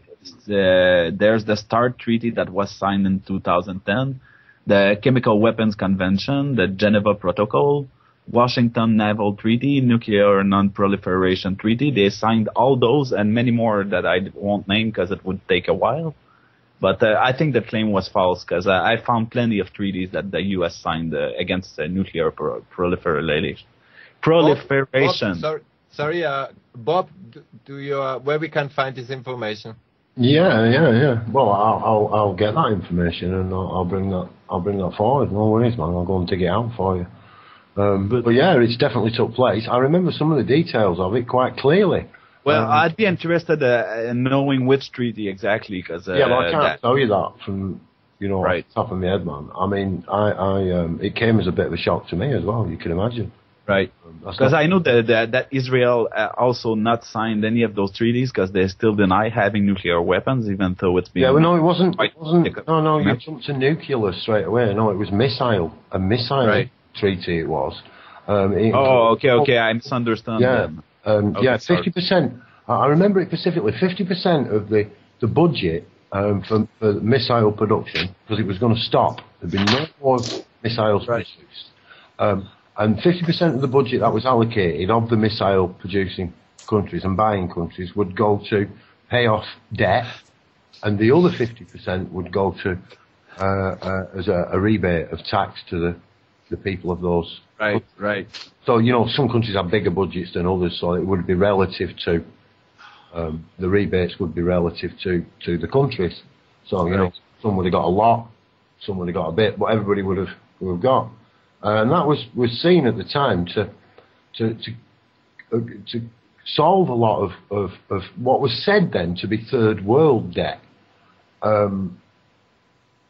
And it should stop terror, terrorist groups being able to form and stuff, because that was then, it was common knowledge, that's what created unrest where people wanted. I mean, in a sense, I've never been in that position, but if I was getting bombed and I suppose I don't know. Right. I don't know, man. I think it's difficult to call these people. They're a terrorist one week, and the next week they're a freedom fighter, aren't they? I mean, I can't keep up with it, to be honest. Yeah, it depends on the perspective with these things, but... Yeah. So, like I say, I've not gone into a lot of it. I had a few questions, which I've asked, and I've been asking these questions for a considerable amount of time. So, have a look at it, man. I mean, please do with all this. Maybe I'm having a psychotic... hallucinative implanted memory. Maybe I am. I don't know. But I don't know. I would just be interested in knowing which treaty it was about. That's all. Because I know they have signed others, but I didn't know about this one. So Yeah, well, okay, Richard. Signed. Yes. One wasn't signed, man. I remember that. Anyway, it didn't get signed. So yeah, there's a bit more info. But yeah, research. Okay. Dig into it, man. Please do. Yeah, cool. Richard, can you go ahead with your point? Yeah, I'm gonna move on to the next point. So there was someone also who mentioned that there was no plane wreckage at the Pentagon. So I've seen many pictures, and not just small rubbles that you can hold in your hands. There were actually parts of the motors. There was very clearly identifiable debris that you could see that came from a Boeing 647, if I'm not mistaken. I'm not good with plane names. But there's a lot of pictures of the debris that was around, and the grass was not perfect. It was just from one angle, that same picture that's been showing all around. So I would just beg people who advocate that to actually just do some real research, because it's been quite out there for a long time. And about the footage that came from the hotel room, it actually has been released. And if you want to look at it, I'm going to post the link in the chat room right now. And it has been released due to the Freedom of Information Act.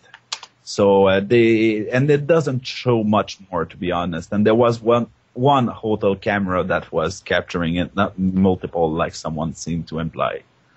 So that was my next point. I don't know if there was a response to this before I move on to the last one. Please go on to the next one. We have a couple of people who want to talk. Okay, I'm going to try to make this quick. So someone also said that the World Trade Center actually fell at free fall speed, which is completely false, because if you look at every picture, every video of the building falling, you can clearly see that the columns are far outpacing the collapse of the building. So unless they put rockets under those columns, I don't see it. There was no free fall. So I don't know where that argument comes from, actually.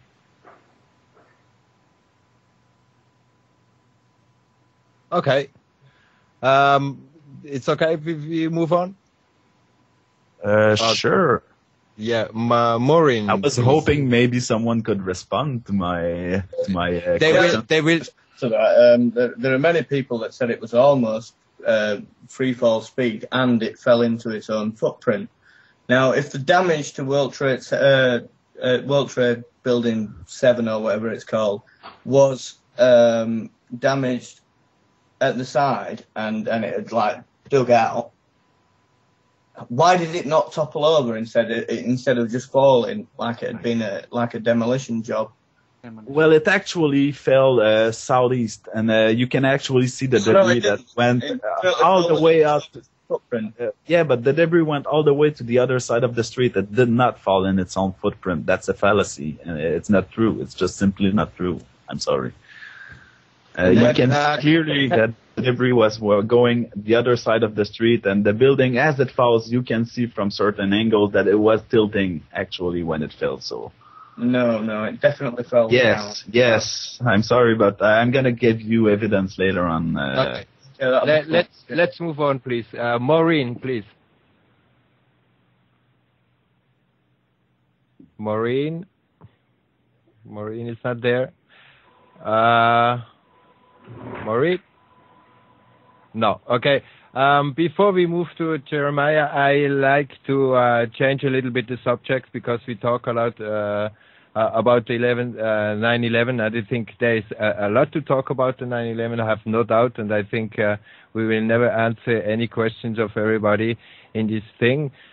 I want to go in a completely different direction, and Jeremiah will talk about the subject that is will change a little bit that. Jeremiah, are you there?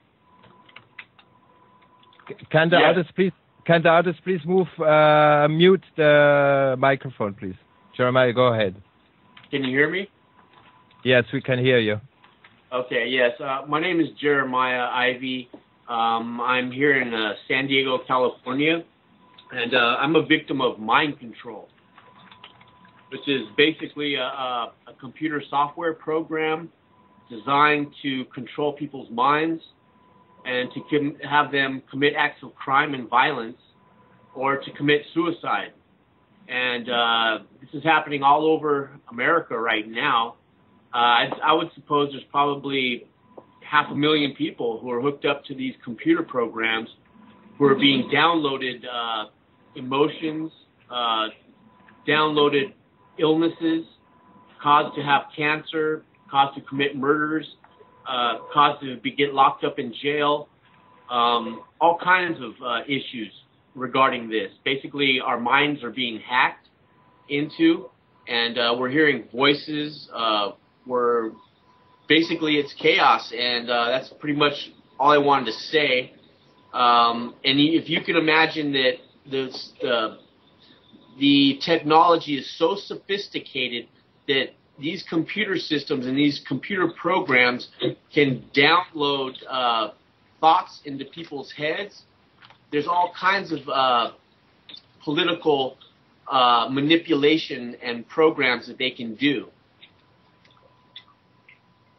And I just want people to be aware of what's happening. And this isn't just happening in America, but it's happening in all of the industrialized countries of the world. Yeah, what you are saying is that you get telepathic mind control, and right. this is happening to a couple of people that you know. And can you talk about what was the result of that? What really happened that you went to jail? Sure. They hacked into my brain back in 2001 it was right after the 9/11 incident, when everybody was paranoid about terrorism, and basically I was hacked in by a military personnel, and they basically wanted me to kill my parents, and they basically caused a lot of resentment. What they do is they attached a bunch of anger to a lot of my memories, so that when I would think about the memories of my past, that I would become angry, and that it made me want to kill the people around me. And they basically are still doing this to me right now, but now I'm under control. But so anyways, what happened was they hacked into my mind. It took them about 9 months to convince me to try to kill my father. And I ended up stabbing my father in the heart 3 or 4 times. And I went to turn myself in thinking that I would be a hero, because they told me that my father was a terrorist and a devil worshiper. So that when I went to the police, they locked me up in jail. And they called me schizophrenic. They called me basically that I had a mental delusion and a breakdown. And I got locked up. And that's pretty much, I spent 4 or 5 years in jail.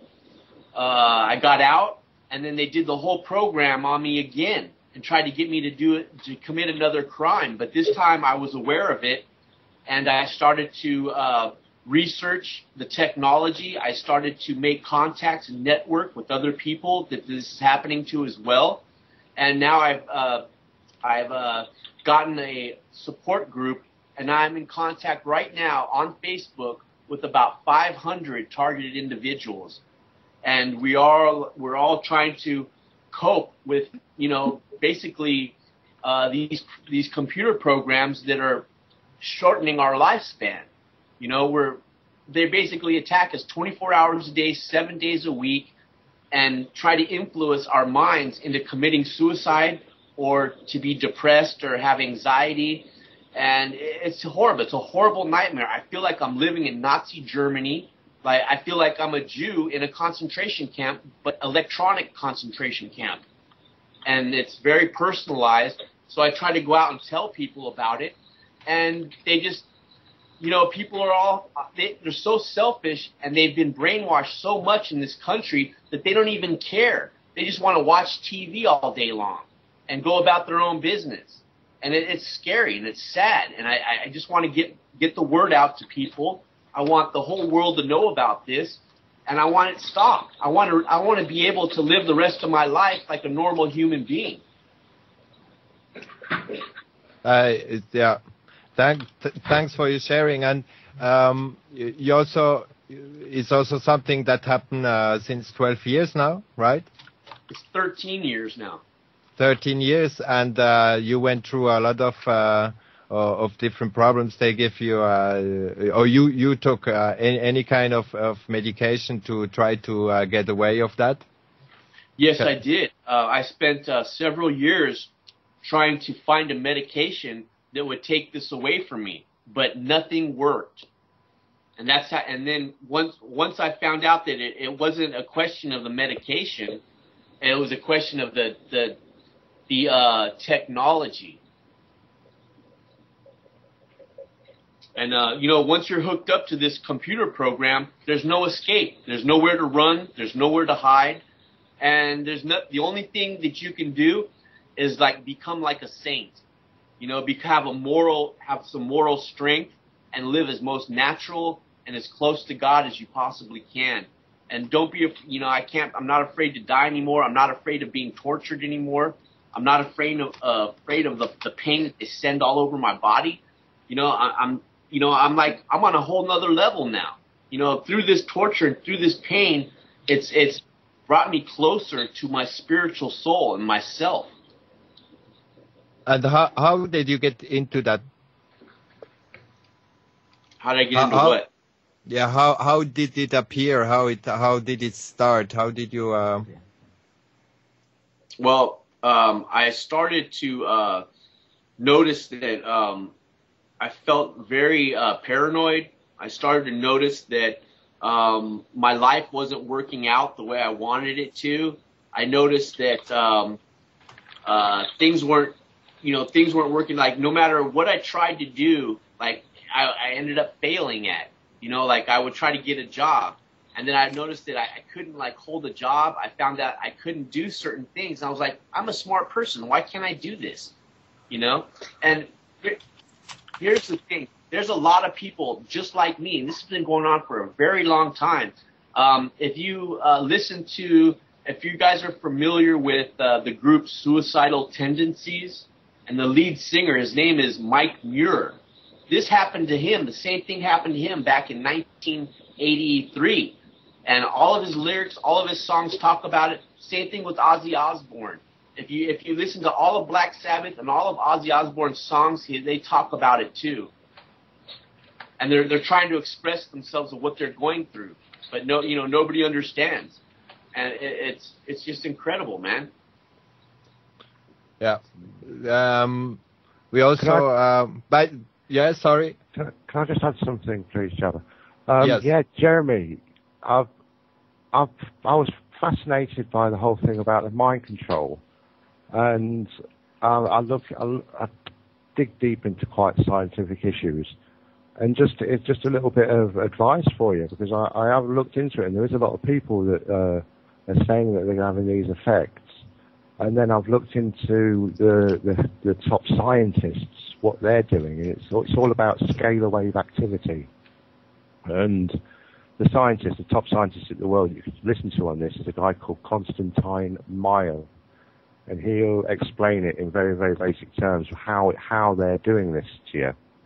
Oh yeah. And, right, and what they simply said, and one of the questions they asked was, well, how can you stop it? He said it's very, very simple. Is the only way that scalar wave technology can work is if the receiver and the transmitter are on the same frequency. As soon as the receiver or the transmitter change frequency, there's no connection anymore. So what you have to do is consciously change your frequency, dude. And I'm giving you serious advice on that, okay? Yeah, I've heard about that, and that's all good and well. But this technology is so advanced; it's like the ultimate weapon. There's, people say, this is from the guys that made the technology and created the science for the technology, and they say, bring yourself out of frequency, change your frequency, and they can't latch onto you. It will just miss you like it misses everybody else. You've got to change your frequency, dude.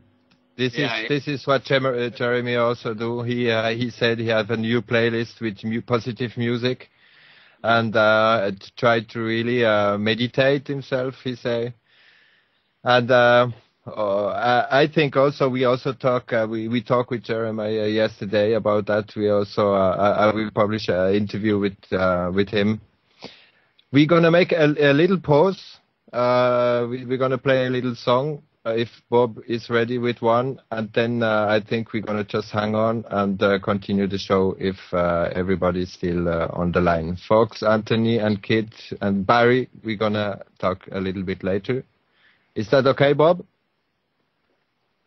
Is Bob still around?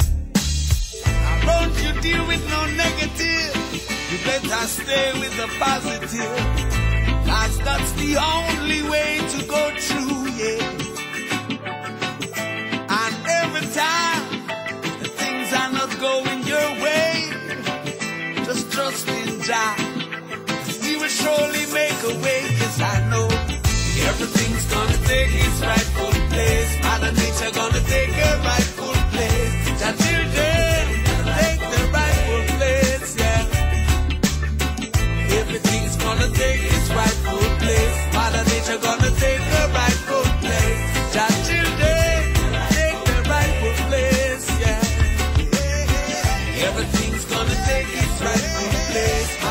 nature gonna take her rightful place. The children will take their rightful place. Everything's gonna take its rightful place. Mother nature gonna take her rightful place. The children. We are on Darkcity Radio, False Flag Roundtable, and first I like to say much thanks for everybody who joined the conversation. I see in the chat room is very busy too. I don't mind to talk about 9/11. I think this is a roundtable. I don't mind at all to go to 9/11 back. One thing I just think is very important that we think about is 9/11 happened a long time ago, and we have a false flag that happened since. Of course, I agree with, like somebody said, that it is the biggest event that happened since, and I think there are always there was planned many others, and they did not, because they see also that people are awake. That is what I personally think. But we have is far away, and there is so many misinformation, information, and all this. That's all my point to say that we have to take care of what happened in Boston, because there we have way more information, and I don't know if it's my personal view about this, but I think after Boston, way more people awake to that and saw like the whole scam, and straight up days after, many people. Many information out from different sources, not always from the same. I mean, conspiracy-wise, that even people who saw the picture themselves, they see, no, this is not how it should happen. I would just let open anybody who want to talk about anything. The Jeremiah was a little bit the turning point, and I think Fox is on the line. So let's please let Fox, go on. Wow. Where do I begin? Well, like I was saying before we just got back on air, one thing we can agree on, what I'm drawing from all this is we don't believe what the government tells us, and now we should not fully believe, of course, we should never fully believe what anyone says, but we should not fully believe, how do I put this? That both sides are wrong. But I guess what I have to ask is, what really happened? Because we know there were drills that were being run for the exact scenario that was in fact taking place. We know that they were aware of what was going to happen before it took place. So was it a deliberate act of incompetence? Was it incompetence? Was it a terrorist job? Was it aliens? Was it holograms? I mean, have we reached the conclusion yet as to what happened? Or are we just debating? Well, I think we're just debating. That's unfortunate. Well, I just think that something that cannot be denied is they obviously had prior knowledge or some sort of information, because Bush lied and said that he never would have thought that they would have used airplanes to hit buildings, yet they were doing that same drill, just like you said, Fox. Well, like I'm saying, guys, I mean, there's a conspiracy behind every blade of grass, but the question is, enough with metaphors. Anyway, I don't take everything anyone says. I take all sorts of different pieces and put them together, sort of like a puzzle to see a picture. And what you guys are saying here, what Babylon and what Richard is saying, may be true, but I spent 4 years getting into this particular topic.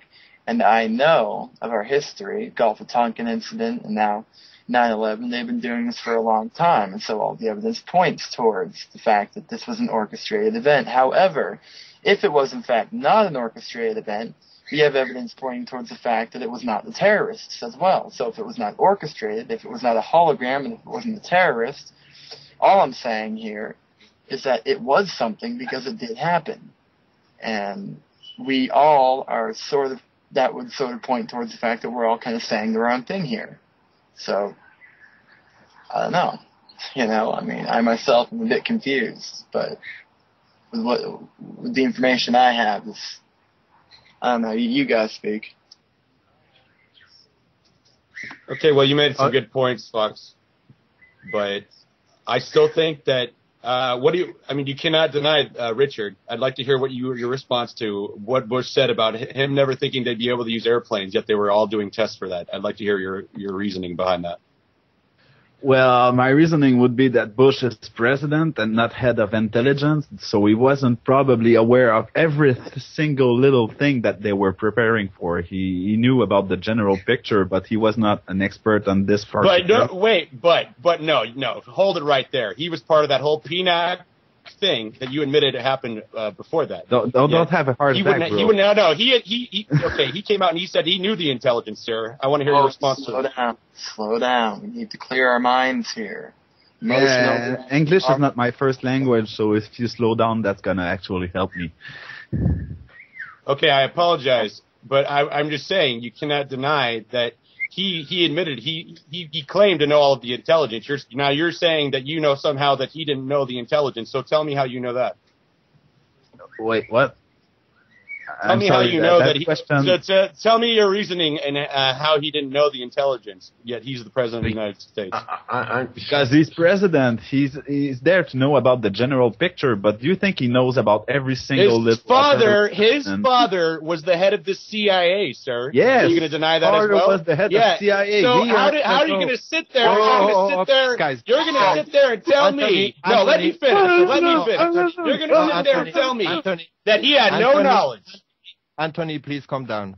Okay, we don't have to shout. You know, he's a mind control weasel. Come on, bring it out. Tell me how you know, sir. You apparently know everything. Tell me how you know. Look, shouting's not going to get your point across. Okay. Well, I'm amused though. Could you? I really like. We need to calm down. Are we going to take a couple of deep breaths, or are you going to make me press the big magic naughty button? Please, Anthony, let's discuss. Anthony, no, you've been put in the naughty corner. Anthony, you have to take 3 deep breaths. Jaba, go on, man. Anthony, please. We don't have to change any mind here of anybody. And if you think he come here to mind control us, then you're afraid of them. You cannot be afraid of them and raise your voice about somebody who thinks something different than you. We cannot do that. That is not our purpose of our show. We just want to know what the people think about it, and that is their choice to think what they want to think. So it's no reason to shout on anybody. We just try to give the word to the people who want to say something. I don't want to change the mind of anybody. Anybody can think what they want. So please go ahead and please calm down. Okay, I apologize for losing myself here, but it's just astonishing that you're going to sit there and try to say that he does not know anything of the intelligence, yet he was the president of the United States, the commander-in-chief, and his father was the head of the CIA. That is, I mean, how would you sit there and say that he had no knowledge of that? Yet he sits there and tells everyone he never would have thought they knew buildings. I'm just going to say that his father and him are not the same person. Let's finish, Anthony, just please. Yes, I'm sorry. Please let me finish. The CIA briefed him on the situation, and they apparently told him that he got briefed on the situation by the CIA. Am I incorrect? Do you have documentation to back that up? I mean, yes. Go look back in the articles yourself. I mean, I could sit here, I could point you the right direction. But well, you're making a claim. I was hoping you could back up what you said, because I backed up pretty much everything I said so far. I was expecting the same. That's what a debate is about, backing up your claims. That's what I just did. That is what I just did. Okay. He admitted, he said, he never would have thought, we never would have thought they would have used airplanes to hit buildings. Like, he was surprised. Yet, if he was the commander-in-chief of the United States, he would have known about the NORAD drills going on. That's my point. I think also that Bush knows way more than what he, like you say. But of course, like what Richard is saying is that he cannot know everything, and that is of course. But Richard, I agree with Anthony that like Bush, they was training the same thing, so he cannot be unaware of that. And when he say that he saw the first plane, he said that he saw the first building hit by the first plane, and that was not even filmed for the public. So we cannot say that the guy is not knowing anything and it just come out. And what he's saying and what is going really going on, I think have nothing to do. But please, can we go on with Kit? Yes. I think a lot of the problem for people who are suspicious about 9/11 and other events is that they want a clean story where everything fits together like a puzzle, but the world just doesn't work that way. Reality is messy. Witnesses are scientifically proven to be unreliable, and people have agendas for speaking out whenever they're speaking out. I think if they wanted to prove anything regarding the Pentagon, they could have released doctored footage of a plane hitting that fucking building. It wouldn't be that hard. They didn't do that. I have no idea why they didn't.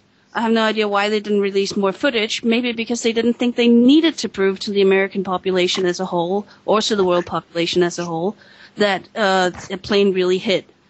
And just for the last time I spoke after that, a lot of people talked about rocket science, and I just wanted to say that rocket science really isn't that hard.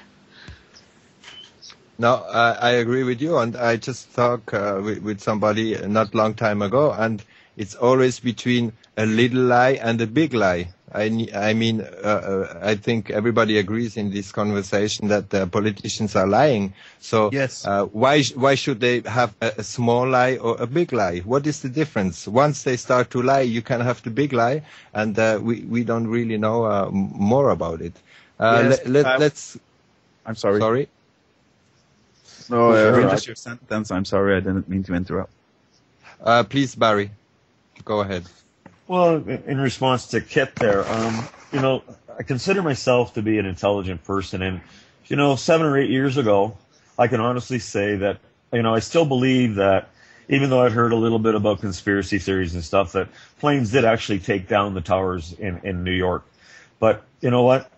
I've done a lot of research, and I know there's lots of people going to say that, hey, planes took them down, but I'm a pretty logical person, and I'm going to get back to something that we talked once before about Java, and that was 9/11's Architects for Truth. One site. Now, you told me that one conversation that we had, you looked at that site, and a bunch of the guys are on there were just hogwash individuals. Well, I defy you to look at that site, look at the individuals that are talking, and tell me that they're hogwash individuals. Every one of those individuals on that site are accredited individuals around the world that are 30, 20, some 15, some 20-year architects. They are structural engineers from around the world. They're physicists from around the world. They're demolition experts. And their documentation on that site speaks for itself, so I defy anybody to say it's bullshit. I invite anybody that has any question about what happened on 9/11 to sit down with an open mind and listen to the physical evidence. None of the physical evidence the government produces explains the demolition of those buildings. None of it. But everything points towards controlled demolition. All you have to do is look at the evidence, buddy. And it's it's not somebody sitting behind a McDonald's going, hey, there's a conspiracy theory, and I think they blew it up. You've got to look at the hard evidence, and it's backed up by very, very reputable sources.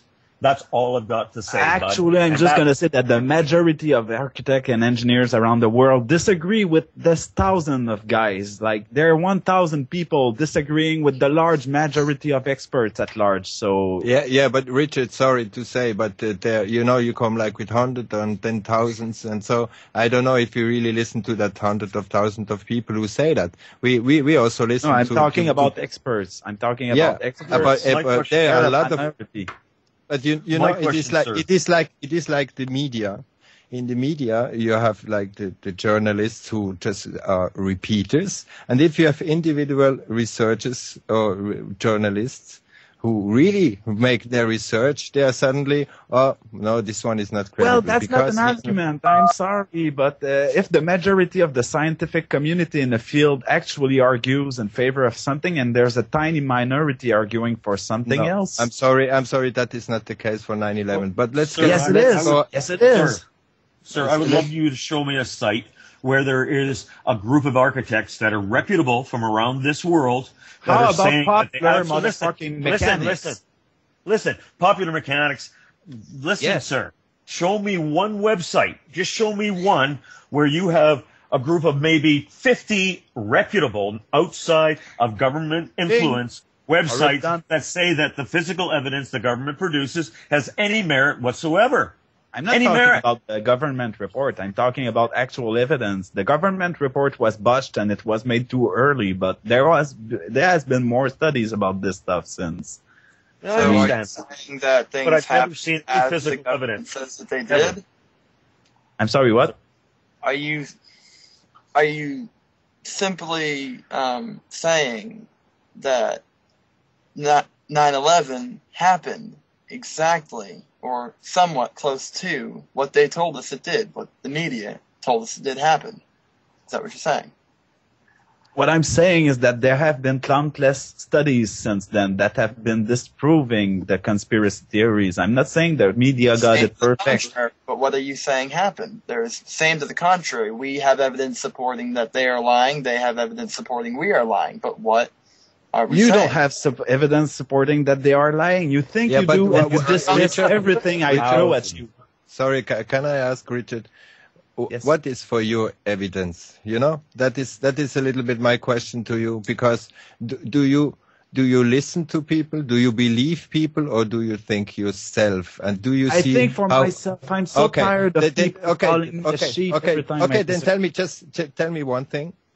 How can a building collapse faster than a stone drop from the roof? Can you just explain me that, like, how you know how the things are working when something crashed down, and like, because it should crash down as a building, and you can drop a stone and the stone arrives before the building is down. Can you explain me? Yeah, this is like if you put some stuff on each other and you put the stone on the other side. Babylon, I'm sorry, but you guys keep throwing at me random claims, and I have to refute them all at once. No. This is a simple question. Because sorry, if you come to me and say you want a proof, and you tell me that you think for yourself, then explain me how this can work. You know, that is what explain to me how it happened then, because I didn't see that. I didn't see a stones falling at the same speed as the building. I see columns falling faster than the building. Richard, I think you should a little bit watch on stuff that happened. The building collapsed in how many seconds? Actually, it was a little over 12 seconds, because in the videos that say 9 seconds, they didn't count the penthouse. Okay, and tell me now how much a stone would take time to go from the roof to the floor? It should take the same amount of time as the roof, but the problem with your theory is they never count the penthouse, which took about 3 seconds more. Okay, you just answered to the question, you know. If something crashed, then you always have like a stop between, it don't come down like this is controlled demolition. I'm sorry. I would like to go on. Okay. You say, no, I'm sorry, I'm gonna ask you a question here. You say it's controlled demolition. Please tell me how they put so many explosives in those buildings in so little time without being noticed. How did they manage to do that? Richard, I just told you before that the guy who was responsible for the security was the Bush guy, and the guy who came 1 day before in, and he was responsible for.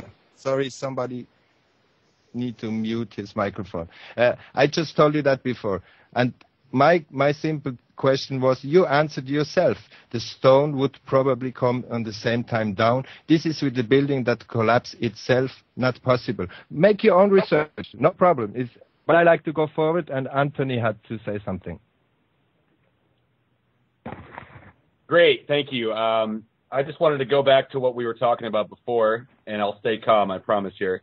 But it was regarding when Bush said he never would have thought that he was airplanes, yet Dick Cheney, his vice president, technically under him, was told, was overheard saying from Norman Mineta to do a stand-down order, and it was in control of NORAD.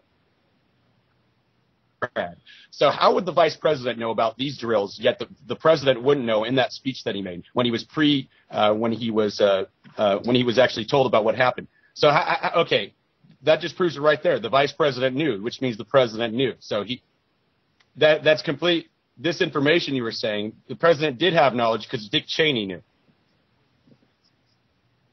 What? Okay, I have no information about this. Richard, you want to say something quickly?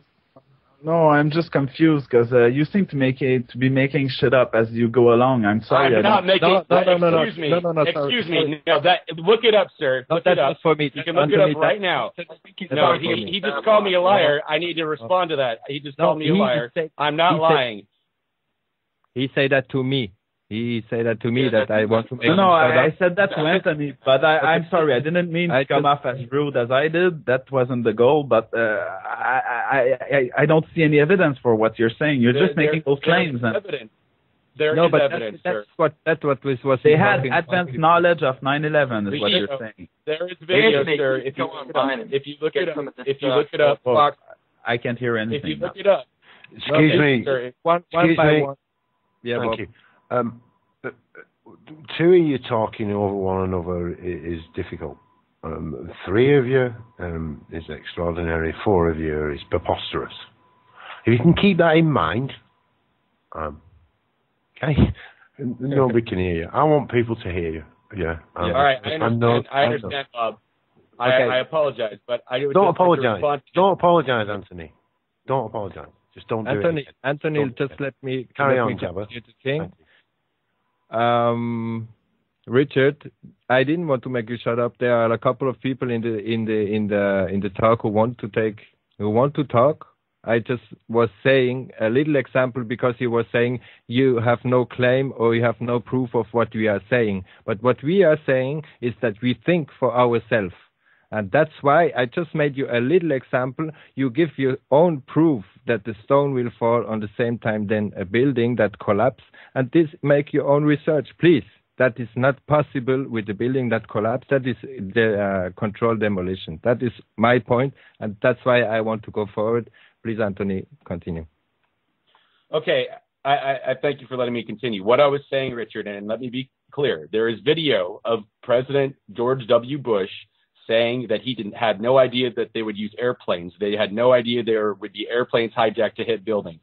Yet the Vice President Dick Cheney on video was reportedly said by the Secretary of Transportation, Norman Mineta, overheard him say stand down regarding the NORAD orders, which were conducting the drills that were simulating airplanes that were hijacked. Headed towards the Capitol. So the vice president had knowledge, and you were trying to tell me that the president didn't know, yet the vice president knew about these drills. That is I can find the leaks if you really want me to, but they're there. It's clear. There's video evidence. Okay, but Dick Cheney and George Bush are not the same person, right? They are not, but the vice president doesn't have as much power as the president. Okay, let's go on, Jeremiah. I just wanted to make a point. Back in the 40s, the Empire State Building, there was a plane that ran into the Empire State Building and only left a small hole where the main portion of the airplane went in. And the building didn't drop. They basically fixed it. It was an airplane. It was back in the 40s. I don't know how many people remember that, but 2 or 3 buildings didn't drop around it, and the whole building didn't come down. I don't know if they made buildings stronger back then, but that's pretty much the point I wanted to make. Yeah, that is a good point. Also, a lot of time when we talk about 9/11 is, but never a plane went into a building. That's why the building collapsed. we get a lot of ideas and a lot of unknowns. And about the unknowns, and that's why I want also to bring Jeremiah inside, because there is a lot of things going on that we don't know. I mean, we talk about that termite explosion and stuff. There is a lot of stuff, and I think everybody agrees in this chat that the government have a lot of technologies that we don't know. So how can we discuss about some different points that we don't even know what exist? And of course, if the human is done, if they have something who they can destroy somebody else, they would use it. They would use it definitely. Kyle, please go on. Well, thanks. I just wanted to kind of bring in a point with everybody arguing over 9/11 and whose facts are accurate, which engineers we can take validly, which people we can listen to, who's full of crap. There's one point that isn't being brought up yet, and that's this. We know what our government is capable here in the United States. I'm not as familiar with governments over in Europe, but we know what the United States government is capable of. We know about the Gulf of Tonkin incident, which has been brought up a few times today. We know about Operation Northwoods, where they had plans to pretty much stage an event where Cuba attacked us as a reason to go to war with them around the time of the Cuban Missile Crisis. We know that our government is in the least capable of doing these things in the past and considering them in the present, as was talked about with the documents that talked about some sort of Pearl Harbor type event to get us into a war.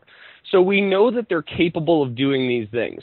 And even if you're of the mindset that you don't really know, you're not 100% on either side, you're on the fence, why would you automatically side with the people that we know are capable of doing this? Why would you assume, when unsure, that the people who we know are capable of doing this aren't lying to us, the people who have lied to us about similar events in the past? Even if there's more evidence for them, which there isn't, I am going to still be suspicious of those people. It's like going back to an abusive boyfriend. You know that they've hit you in the past. What makes you think they're not going to hit you today? I'd like to think it's a little bit more complex than that, but have it your way. I think you don't have any trust anymore. Well, I'm just saying, I'm just making the point that with people who are on the fence about this and don't have all the information, people who haven't spent the time doing the research that all of us have, why would you give them the benefit of the doubt when you know that they're capable of doing this? I don't trust them because of previous events. Yes, I have profiled our government based on previous experience. And so I am very suspect of them whenever anything happens because I know they're capable of it. I don't know what Al-Qaeda is capable of. I don't know. If it is more complex than that, then please do elaborate, because I'm open-minded. I'm not going to tell you you're wrong or you're right. I just want to know. What do you think? Well, I actually said many times what I think, but it was dismissed and we moved on to other things. That's why I'm getting a bit frustrated right now. It's really just become a bit of an argument. We really don't know. We know what Kyle thinks. We kind of know what Babylon thinks, but I mean, just to say that it was terrorists, man, I mean, we've had quite a few elaborate theories as to what it really was, so I would sort of like to hear what's your elaborate, I just have a little question to Richard and those who think that 9/11 was not an inside job or a false flag. Do you think false flag itself, like Boston, exists? Yes. Absolutely. I think that false flags do happen, yes, but I don't think 9/11 was one, or Boston for that matter. Okay, Richard, what changed between Boston, Madrid, 7/7, and 9/11? I'm sorry. Could you repeat the question? There's 7/7 in London, the bombing in London. Yes. The Madrid bombing. I don't think that was a false flag either. It doesn't have the footprint of it. Then you some of them they are and some of them not. So you think your main point is that Al Qaeda really exists. Is that your point? Al Qaeda doesn't exist per se. It's a loose network but it's not really a group as per se, like it's portrayed in the media. I'm aware of that. See, I did do some research on this stuff, and I used to actually think that 9/11 was an inside job. That's why it's so frustrating to me to be told that I'm stupid and that I'm a sheep every time I disagree with those. No, I did my research as well. No, personally, I didn't say that you're stupid. Definitely no, I know, not. but I hear it a lot, so. No, I hear what a lot, I was saying it's the simple question about the building that drops down in a certain speed, and a building that collapses that drops down in a certain speed, and not like the Twin Tower and the Building 7. That was my own point. But your argument was that the Twin Towers were falling at free fall, if I understand you correctly, and it just. I mean, if you look at the columns, they did fall faster than the building, and that's not free fall. That's not free fall, my friend. I mean, you can just look at the video and see. For free fall, you have a certain speed. That is all. If a building collapses in a free fall, it cannot really be a collapse. I don't know if you study collapse and. Actually, I'm not a physicist, and I don't think you are either. But. No, but I studied the different buildings coming down or not. I studied the different explosion, how the building coming down, when they crash down or when they explode. That is the point. Well, let's just say that I don't think it would be possible to plant that much explosives in those buildings. It would take basically 72 days for a team of 12 people to actually do it, and I don't think they would have been able to do this. You hear that they shut down security and all that kind of things days before, right? Yeah, but it would have still took 72 days, not just 1 or 2 days before. But that is with the explosive that you know exists, right? I'm sorry, what? That is with the explosive that you know exists.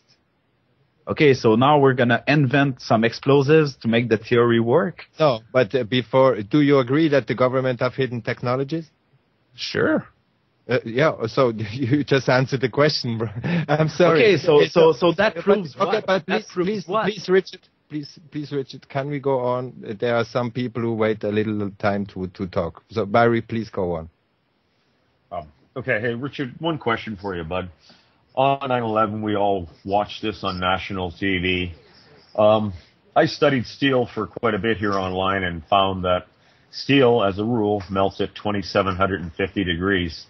Kerosene a fire generated with kerosene as a fuel base, burning in a controlled environment where you're restricted for oxygen, burns at approximately 1,100 degrees, yet we all witnessed on national TV pools of molten lava flowing down the side of World Trade Center South Tower prior to its collapse. How do you explain molten steel with temperatures that cannot exceed 1,100 degrees? These are hard, cold facts. This is witnessed by everybody in the world. How can you explain steel melting at that temperature? You say you're an intelligent gentleman, sir, and I respect you for that, but I don't know how steel that is designed to melt at 2,700 degrees can turn into molten steel at 1,100 degrees. Explain that real quick. Explain it. Real quick, as somebody who actually has studied architecture and steelwork, it's difference between, and also worked with it, difference between studying it online and actually working with it. That's all I wanted to say. Can I just answer to that question? Yeah. I think everybody said that we are not specialists of anything. We use our common sense and the way of thinking different things. So please, if you ask that there is any specialist in that room or in that discussion, I don't think so. So please, just let's talk about common sense. We can verify. The reason for that question is everything about 9/11 is a common sense question, and these are just another common sense question you have to ask yourself: is what is that doing there, and why is that happening? It was in plain view of the whole world. But everything that happened on 9/11 totally defies physics. There's nothing that can explain that being there. Now, you're saying none of them in the room are experts, but you don't have to be an expert to recognize what you're looking at. There are so many. Okay, but there are so many situations that happened that day that you don't have to be an expert. Never before in history have steel frame buildings fell due to fire. It doesn't happen. It's never happened before, There were several and it hasn't happened since. publications that explained it. You just didn't bother to read them. I have read them all. Really? Have you read the popular I've read the mechanics NIST report? report, sir. I've read the NIST report. I read the 9/11 Commission report. I have read countless documents, and I am going to argue with you there because I have studied it inside and out. And I wouldn't sit here and say things if I didn't really feel that the evidence is far, far exceeding anything. Here is that the government can structure mag present. explaining it to you in details. Please read this and tell me it's not logical. I'm sorry, but You're going to get all kinds of publications funded by the government that are going to try and explain it off, buddy. no, Structure Look where Mag the is source- not a government Look where the source is publication. coming from. Independent Look where the publication. source Structure Magazine is a legitimate magazine, not ran by the government. Yes. Okay. Most architecture students read it, Okay. like me. Anyways, you know what, buddy? Honestly, I for years I've studied the evidence, and I cannot find. I I've been cannot studying find the a evidence physical for years as explanation. well. That doesn't mean shit. I can't find I cannot find a physical explanation for why those buildings imploded like that. I studied the architectural design of both those towers. I spent 4 hours one night here studying the architectural design and watched how they were built. And there's I'll just make a suggestion. I'll just make Yes, a sir. suggestion, brother. Yes, sir. You I'm should listening. stop cherry picking your information to fit your worldview. Just read what I just posted. Structure Mag. It's architects arguing for actually another point. Maybe you should actually consider it and read it. Because you seem to consult and do research only on stuff that agrees with your worldview already. Well, you gotta know You just said there was no evidence that it could be possible physically. There is plenty of evidence. There's plenty of research. Okay, but you know, sorry guys, but now we are coming like to a point where you are start to arguing about who of the ones you read is right or not. I mean, that goes completely out of our it's called discussion backing because- up your claims with actual No, sorry, research. please, can I just make a little point, but because different people want to talk, and I would like to let talk everybody, but it is just, if we start to believe on somebody who writes something and his opinion about it, we, like what Barry was saying, is to coming back to common sense on what we see and what we don't see. And I think everybody of us was not in New York that day, and we just get the information of somebody who saw something. So we don't, if we start to argue about who write what for which claim and what, yeah, of course, guys, we can talk for days, years about this kind of question. I think what Barry was saying is that, like the example that I make with the stop drone, it is just to think about how the things are really done. You know, if a building come down this way, if a plane cannot fly in this kind of speed, in this height, and so on. Please, it is. I think we should talk about why this is happening. And if somebody think that the 9/11, they don't take any profit out of it, and they take profit out of it. They changed our whole fucking world. They did profit out of it. They did exploit the tragedy. I will not ever deny that. They did exploit the tragedy to push their political agenda. I completely agree with this. But then this came exactly on the right point for Mr. Bush, who just play golf. Don't you think that it's just a little bit a coincidence? And Father Bush want to finish his work in Iraq since long time. The opium from Afghanistan. Yeah, but that doesn't prove anything. That doesn't mean he caused it. No. It was just convenient. It was just convenient. Sorry, I will let you talk. Okay, I don't talk about evidence. I talk about common sense. I talk about what Bush common sense is actually looking at evidence. Okay. I base everything on common sense. Evidence from somebody who says something and get his opinion about this because he is paid to give this kind of opinion. And if his other, I'm not paid. I guarantee you. They are fired, man. If they are fired, if somebody in the newspaper, he put an article out that didn't fit to the newspaper, he is fired. And that is with everything, with all information. And I think, like you said, the government is manipulating. The government have hidden technologies, and so I think I mean, not everyone who disagrees with you is paid by the government, is what I'm saying. I'm not paid by the government, and I'm not stupid either. What do you make of that? I mean, again, you I'll can make one more point. Let me make one more point today. On 9/11. The day before 9/11, Donald Rumsfeld, this is all documented and it's on YouTube and you can see all the clips. Donald Rumsfeld went on national TV telling the American public they had misplaced $3 trillion. And he didn't know where it had gone. This is his words exactly. And there was going to be a major investigation. This was on September the 10th. On September 11th, the area of the Pentagon that was under construction sat right beside a vital records office. The plane that hit the Pentagon did a direct hit on that office and destroyed every possible record of the $3 trillion Donald Rumsfeld was talking about the day before. This is all hardcore, undisputable, undeniable fact. Yep. So you tell me, and it what doesn't the hell prove a is single going thing, on? my friend. It's just a coincidence. Okay, it's how do you show a relation between these two ends? Sorry, Richard. There are other people who want to talk. Stop the route. Sorry. That's undisputable. That's fantastic. Stop the route. I don't need to, but these guys are just circle jerking here. Someone needs to counter-argue. Richard, please. Can he talk? Thank you. Yeah, I'd like to pose a question to the room. I'm gonna leave. I think I'm wasting my time here. No, please stick around. Okay. Stick around. I'd like to. Shaw. Don't go, Richard. If you leave, I leave, and then the terrorists really win. That's a good point. I'm just gonna go have a cigarette, and I'm gonna come back then.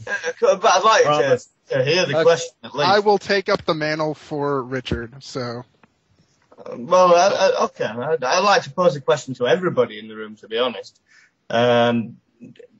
There's evidence to show that there's been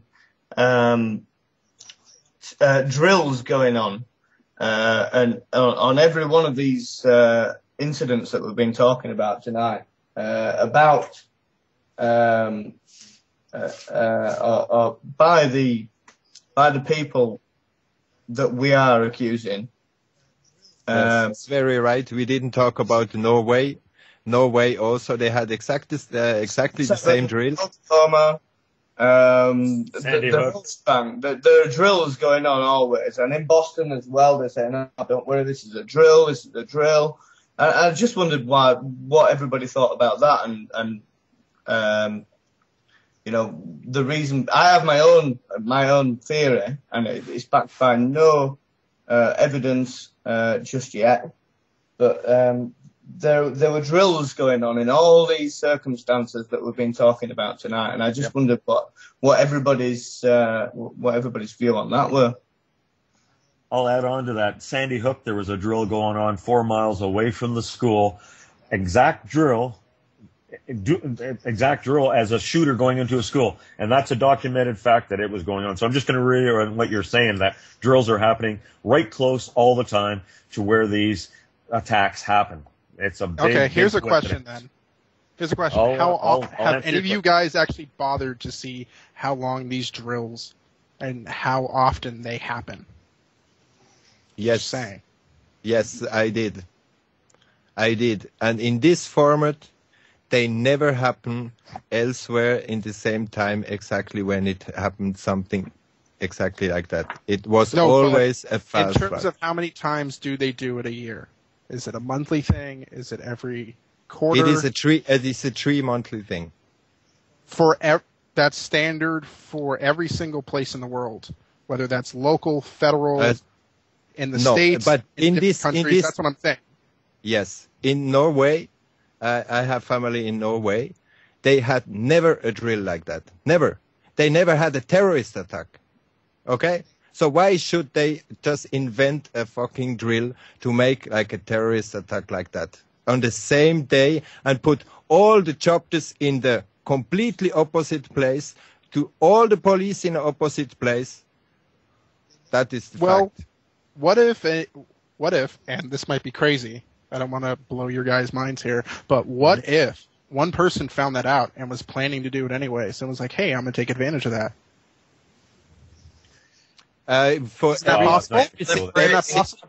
Right? Deliberate. Isn't that possible? I mean, no. The point what you do is how many drills they do. You're saying it's not possible. No, I'm not talking about that point now. I'm saying, is it possible for an individual that's actively trying to cause a terrorist attack, finding out information like there's going to be drills that day? Is it not possible for that person to find that information? Anything. You can think anything, man. Anything's possible. That's my point. Cow can fly over the moon. I mean, that's a pretty far-fetched theory, bud.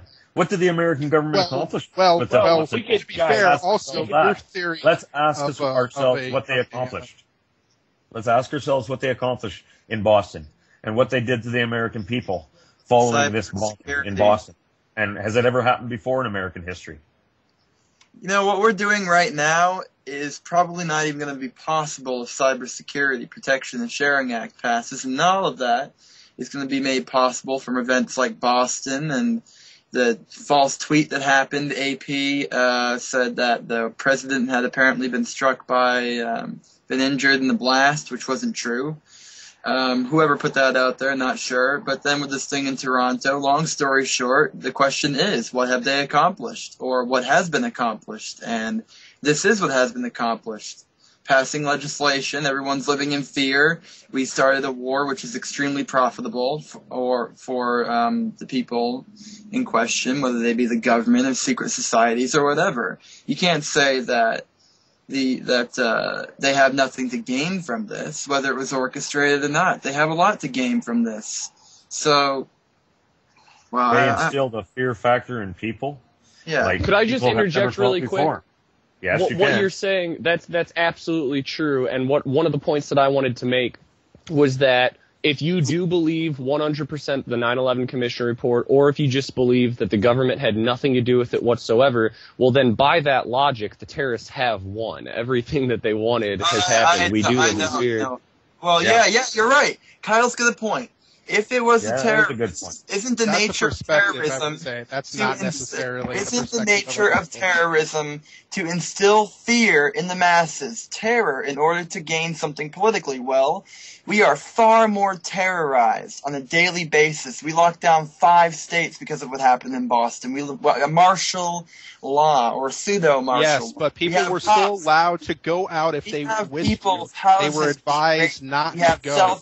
There were people in Boston walking the streets. Sorry. If we're fighting a war on terror, doesn't that mean that we have lost the war on terror because we are all terrorized and we have to sign bills? Everything that they wanted. Hey man, I was on the beach yesterday, so I definitely was not terrorized. Hello. That's good, dude. I wish I could go to a beach, but I don't know. You're on a beach that's got satellites over and drones. Hello. It's fine, man. It's Hello, I had a good time. Beep. One person at a time. Yeah, well, one person at a time, please.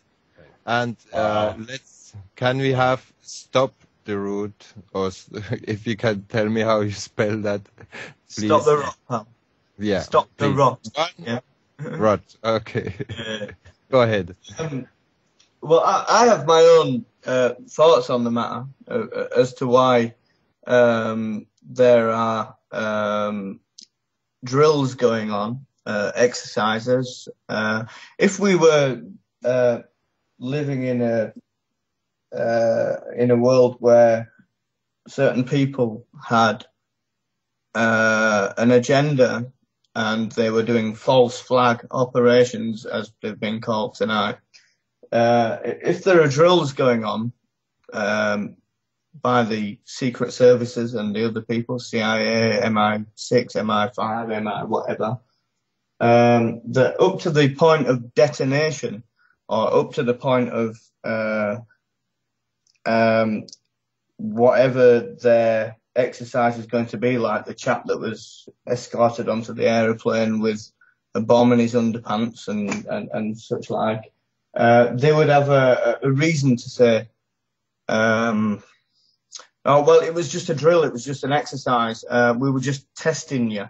We were just doing an exercise to see how good the security system was. It's only my thought, but it seems pretty plausible, given that, what we're talking about tonight is, the possibility of those people doing those things. Yeah, I think also the possibility is very big that they would do something like that, and I'm a little surprised that people can think that stuff like Boston can happen and in 9/11 not, and Madrid not, and but that is opinion everybody can have. Is Jeremiah still around? I don't think so. Okay, then let's move on to who? Phil. Oh, stop the route. Sorry, no, stop the route. Just it's messed up. Phil, we never hear Phil. Hi, Jaba, can you hear me? I can hear you. Stop in the route. Yeah, it's just a quick question for Jaba, really. Did Jaba claim that the building fell faster than a stone fell? That's just all my question is, really. I think the stone fall faster, but it's almost free fall. That World Trade Center fall. The stone would take almost the same time. Yeah, I just did a bit of, while I was waiting to ask my question, I pasted something into the thing. According to Wikipedia, the height of the roof is 417. It's just a bit of background information that free fall, a stone from 417 meters would take just over 9 seconds. Yeah. And apparently the building 12, right? Yeah. Well, parts of it, and then there was obviously other little bits coming for 15 to 20 seconds. So. But the main building, you agree, 12 seconds. So it's 3 seconds difference. And you think if one floor fall on another floor with the building with that strain, it would really come for quick down like that? What is your thought about why the building came so quickly down? Personally, I don't see anything really that's suspicious in both towers. Building 7, on the other hand, I think was a demolition. Okay, so before we just hear 47 days to install for twin towers to make them explode, and they could just blow it away like in the afternoon because they said they had to destroy it. Because that is like one of the story they said that they had to explode because it was danger to collapse. So you think they could just in the afternoon put like I don't know how much explosive in the whole building 7 to blow it down because it is a danger for the population? No, I think that was definitely something to do with hiding the money, and I forget his name, the guy who said, but yeah, pull it. I think that was definitely an instruction to, Mr. Silverstein. Yeah. So you think that the building 7 is with explosive and the World Trade Center not? Yeah, yeah. What you said basically. Okay. That makes. Sorry, just to ask. That makes sense for you? Yeah, it does. I know a lot of people don't. How you explain that they just put so much explosive into building 7 in that quick time? No, I don't think they put it in a quick time. I think it was there for months and months before. Okay, I hear that story too. That they had different stuff already inside. But if the idea was to put explosive in a building, was to bring it down. So yeah, I mean. So maybe the main reason for that whole World Trade Center could also be the Building 7, because they had different stuff in there and they had the whole gold stored and I don't know what. They even say they had FBI. CIA offices or CIA. FBI. Yeah. Okay. So yeah, again, we come to the common sense. What kind of sense make it to put so much explosive in a building if you don't want to bring it down? So if you bring it down and you have to explode some buildings on the side of it, so you can bring the main building down that was maybe the purpose to bring down. So it is just, if they only want to bring down this building 7, how could you imagine to do it without being Al-Qaeda involved to bring the No. I didn't think that they just wanted to bring down Building 7.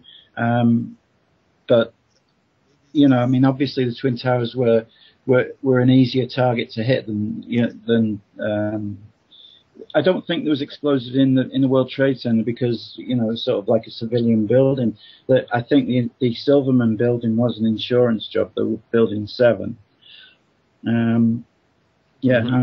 Anyway, okay. I was just personally, it don't make much sense to put explosive in a building large like that, and do not want to bring it down. Or if you want to bring it down, you need to make something around to bring it down. I mean, they could not bring it down like that without having something by side. So it would be an inside job, even if the building came down like they say the building came down with the plane flying in. They had to organize the flight that fly in the building.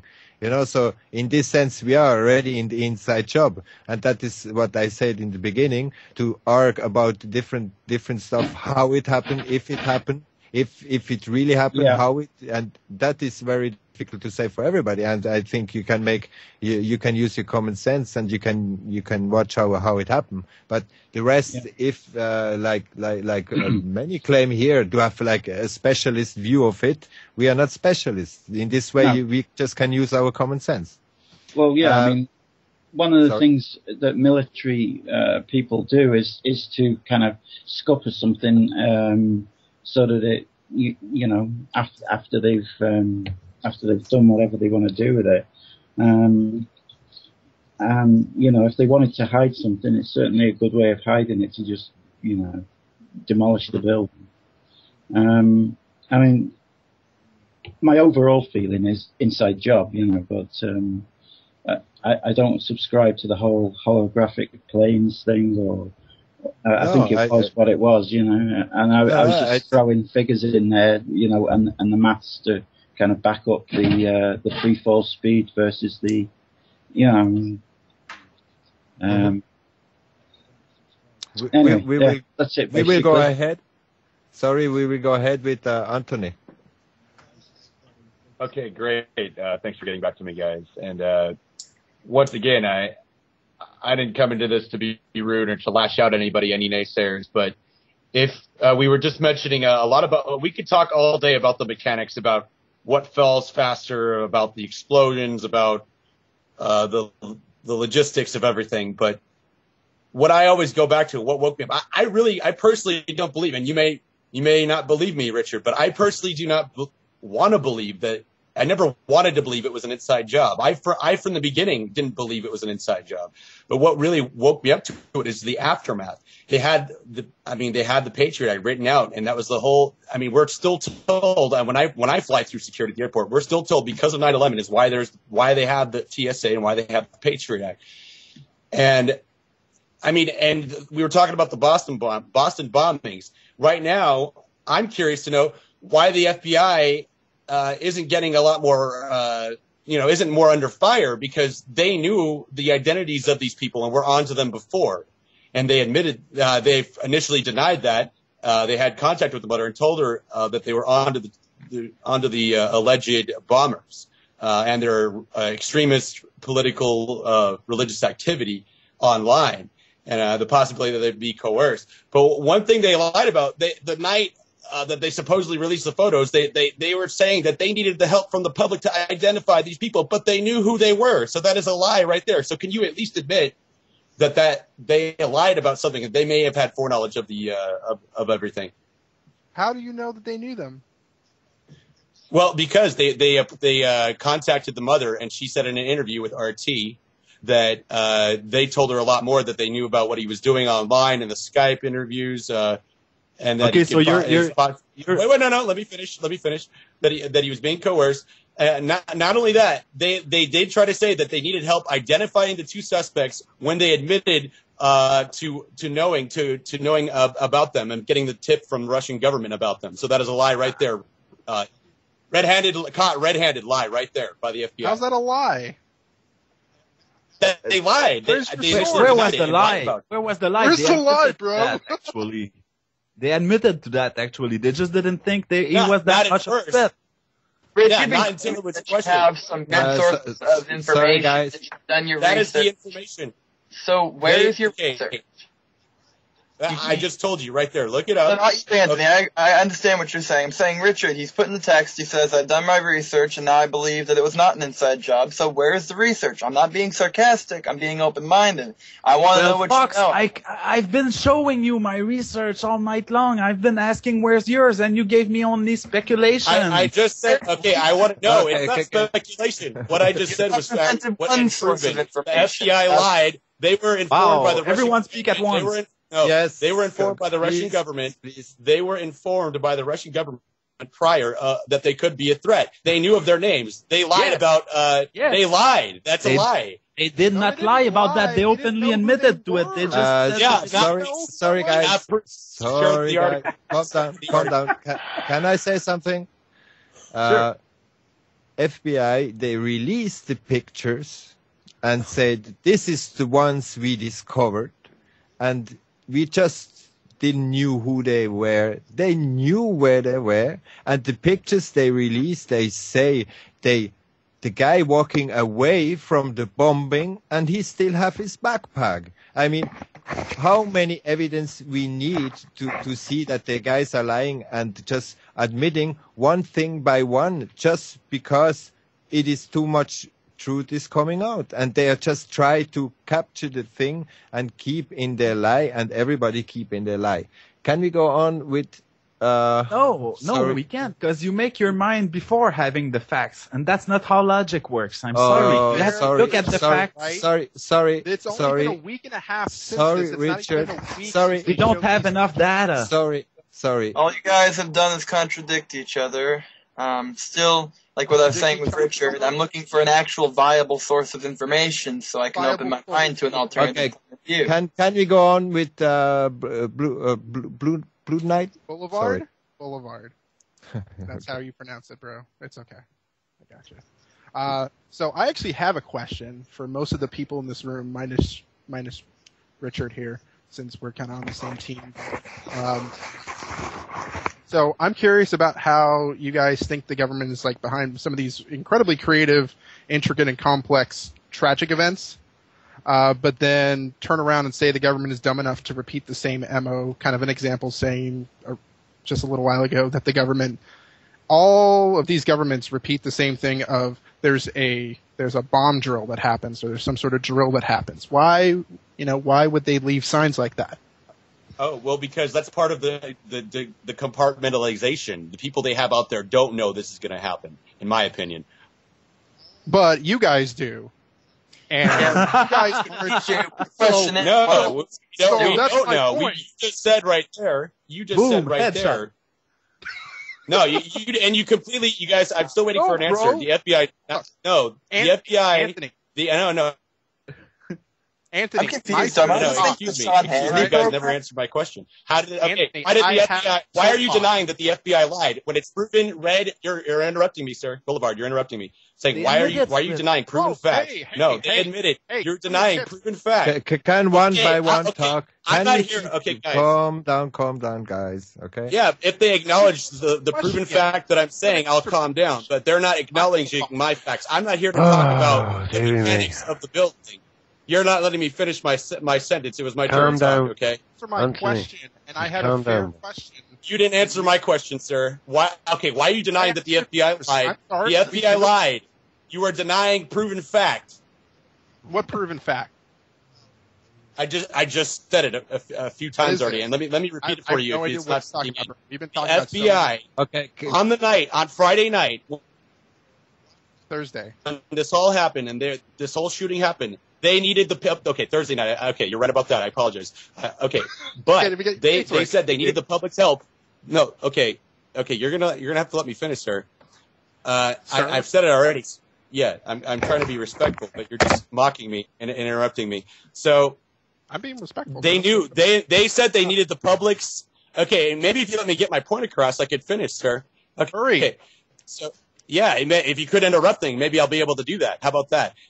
Okay, anyways, they admitted they needed the public's help to identify these individuals, yet they knew who they were. So tell me how they didn't lie. I'm sorry, I totally was spacing out because you kept breaking up your actual point. I could hear him just clearly, man. So can you say that again one Fox, more time? please wait. Fox, please wait. Rube Knight, sorry, I don't know how to spell your name, but go ahead. That's okay. Wait, what? Me? Barry, can you mute your microphone for me, please? Thank you. No, it was like I just put up the question in the room, and Anthony is spinning it around asking me a question. Well, can I answer that question? You didn't answer my question. That's why I re-asked it to you. I still don't know what your question is. You're not interrupting it. Kyle actually wants to answer the question, so I'm going to give the floor to him because he's not being rude and obnoxious. So, I'm not being obnoxious. You were the one. Please, can Kyle talk?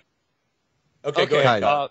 So your question was, why do they continue to do the same thing if we're catching on to them and we see these things? Why would they continue to do a drill down the road every time if every time they do that we point it out?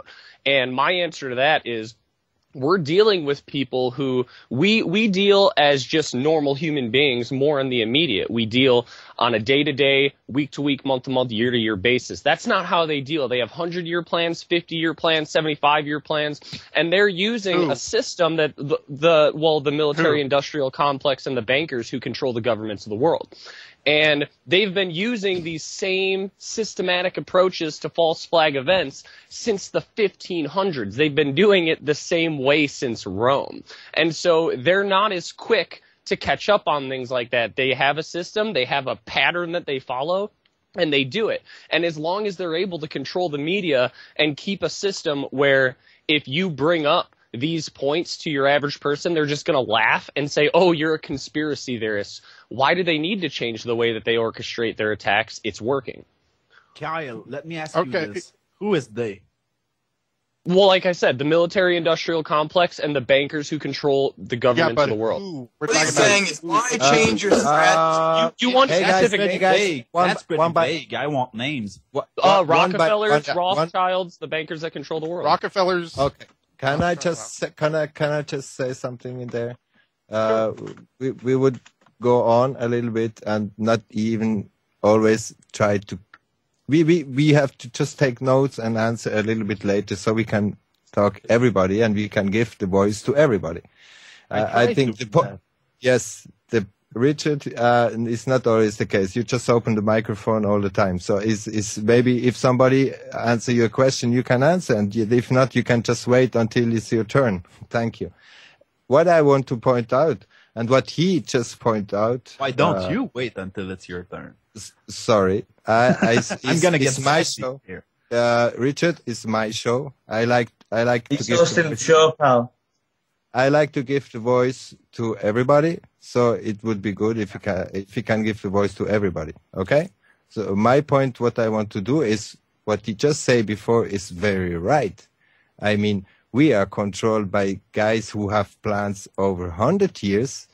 We can talk about Agenda 21. Okay? That is not. If these guys have these. Sorry. I want to finish. And give the word to Barry then. Or was Kyle still? I still had one more thing that I just wanted to say before I went. Let just please call Kyle and please take your notes, and then we can give you the microphone. No problem. Okay, so I'm good to go. I just wanted to say, because I have to get out of here in a minute to go work on a project for the website. First, I'd just like to say thank you, Darkcity Radio, for having me on. A few of the points I just wanted to make before I leave is, first of all, I think it was Bob who said this, that it might have been you, Babylon, but that we do need to deal when we're having this conversation, having this debate. We do need to deal more in common sense than what the government says and what the media says, because you can make up a conspiracy theory right now, and I'll find you an entire website dedicated to it. There's so much information out there, and most of it is junk, and that's why we do need to use our own minds to figure these things out. But the last thing that I wanted to say before I went is kind of what I was saying before, is whether you believe that the government had some hand in this, or whether you believe it was Al-Qaeda and Osama bin Laden, whatever you believe, what were we told? We were told that the terrorists did this. Why? Because they were jealous and they didn't like that we had a free country, because they wanted to incite fear into the American people, and because they wanted to destroy our economy. Now, That's not these what are the... I was told. Well, that's what were you told? I was why told did they do it? that that's their beliefs, that they don't believe that we live the same type of righteous life as they do. And they wanted to destroy that. Yeah, which has happened throughout the entire span of human history. Well, exactly, and that's the point that I'm making, is that whether it's the New World Order, the Illuminati, the globalists, the bankers, whoever you want to blame it for, Al-Qaeda, we've gotten the same result. Whoever you blame for it, our freedoms have been taken away, our economy has been completely destroyed, and Americans do live in fear now, whether it be fear of the government who's watching them or the enemy that the government's watching them because of. We've gotten all these things, and the question that I ask you is, who's given us these things? Was it the alleged terrorists who attacked us on 9/11, or was it the government who instituted the TSA and the Patriot Act and the NDAA? Who is the real culprit? No matter who you blame for the initial attack, who do you blame for the terrorists winning? Because I blame our government. And that's just my last... Kyle, I would say, as we get towards the end of it, that you should look no further than the mirror. What do you mean? When we come to looking for someone to blame. Because you're right. Oh, I see what you're saying. I agree. It's never actually got us anywhere, ever. And we're to blame because the government, like I said, who gave us the TSA, Patriot Act, NDAA, CISPA, this is the same government that we voted in.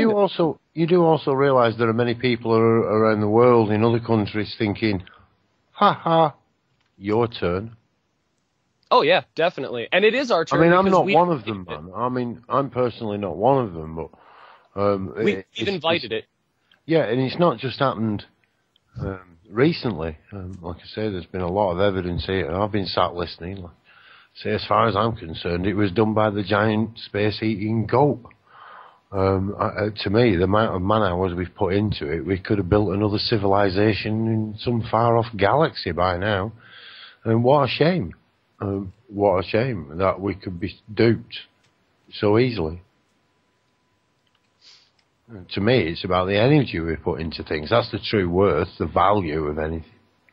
And how much time and energy have we put into something which, at the end of the day, what difference does it make to the 3,000 dead people? You're absolutely right. And I have to get out of here and go do some stuff, but I just want to thank you guys, Bob and Babylon Decoded, for having me. Thank you. Kylie, can you just put your website in the chat then before you jump out? Thanks for participating, and talk to you soon. We just, I think we're gonna make 15 minutes. So if everybody want to make a little last statement before we finish, Barry, please go on. Barry left. Barry left. Richard? There's just one comment from chat just right at the end of it. Which has nothing to do with the government. It's simply, to me, the government is bullshit. So I have to actually have the same sentiments. Thank you. It was very important. It's from Den in chat. Is Richard still around? Yep. Yeah. Go ahead. Sorry. Yeah, he's here. Go ahead. Who, me? Yes. Okay, sorry. Well, I'm just gonna say that it's quite hard to debate like 20,000 people at once, but hopefully we can have a more civilized one at a later time. you know, of course, I'm sorry if I think the only thing is to wait his turn and to write some stuff and discuss about the things. If we are here to try to change the opinion of somebody else, I think it is just if somebody. Yes. I'm sorry for interrupting. I know I have a tendency to do that, but the thing is, I did take notes at the beginning. I took lots of notes to try to keep track of the arguments, and nobody responded to my counterclaims, even though I documented them pretty well. So at some point, you just give up. You know what I mean? No, I'm sorry. I don't think I give up. I try to make my opinion of what you were saying and going to the next who want to talk. That is all. Yeah, I kind of saw a kind of a development between what Richard was saying, yourself, Babylon, and Phil. When Phil came in, I kind of had a little bit of a click then. It was like, hang on a minute, yeah, they would, wouldn't they? They would just fly 2 planes into a building, right, so they could blow one up to make an insurance claim, to cover it up. They would cover it up. It doesn't surprise me. When, you know, now, looking what we've seen has gone on. I mean, back then, it was like I say, that's the position I was in. It was like, no, they wouldn't, would they? They wouldn't. Surely not. Would they? Well, I was just going to say I kind of agree with how Kyle Phillips put it before he left. I do hope to have a more civil debate. I didn't mean to lash at anybody personally, but I just wanted to say that we may not agree on a lot of different things, but perhaps maybe we can agree that what we've gotten and the aftermath hasn't been good for the people. I mean, maybe I could at least compromise on that.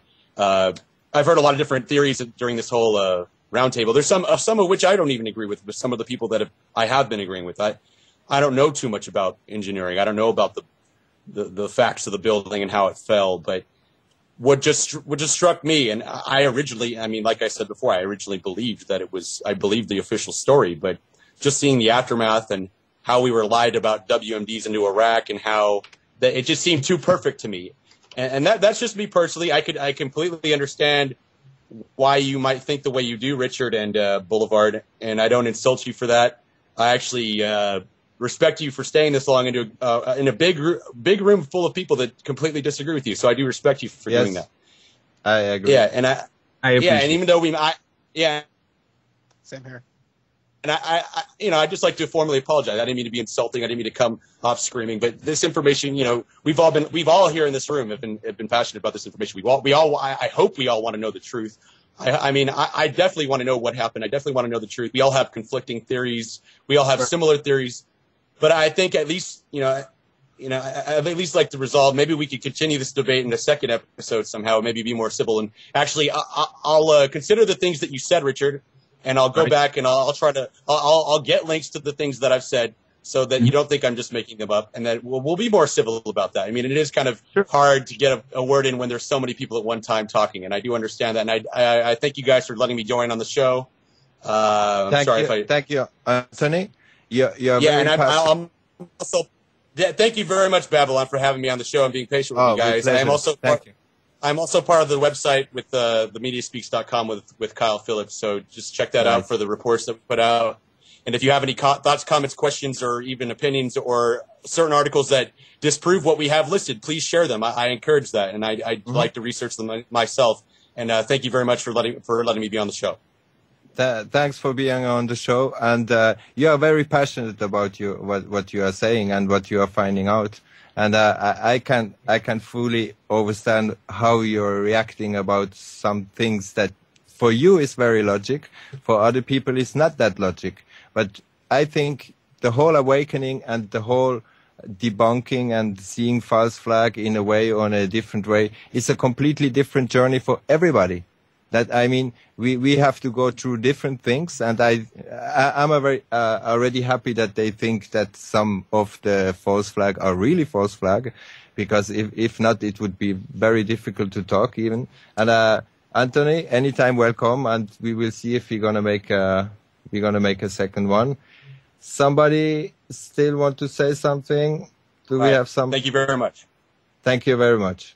I just wanted to say, kind of. I'll wait. Go ahead, Boulevard. Sorry, go ahead. That's okay. I just want to say thanks to Anthony as well too for, yes, Richard and I are coming in here, kind of the minorities of the group here, with our opinions, but I definitely appreciate, I know tempers kind of flared a little bit earlier on and whatnot, but it's it's a very different and interesting world viewpoint, I would say, to kind of hear how things work and just logically trying to work through things.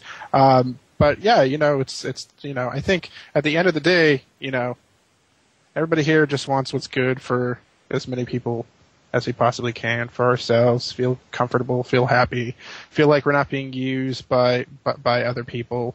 And I can totally understand people feeling paranoid and feeling like, oh, the man's getting me down, or, there's a big, ominous, faceless entity somewhere trying to harm people. And sometimes it is, sometimes it is a person, it is a group, it's a feeling, it's an emotion, it's something, sometimes it's tinfoil in your head.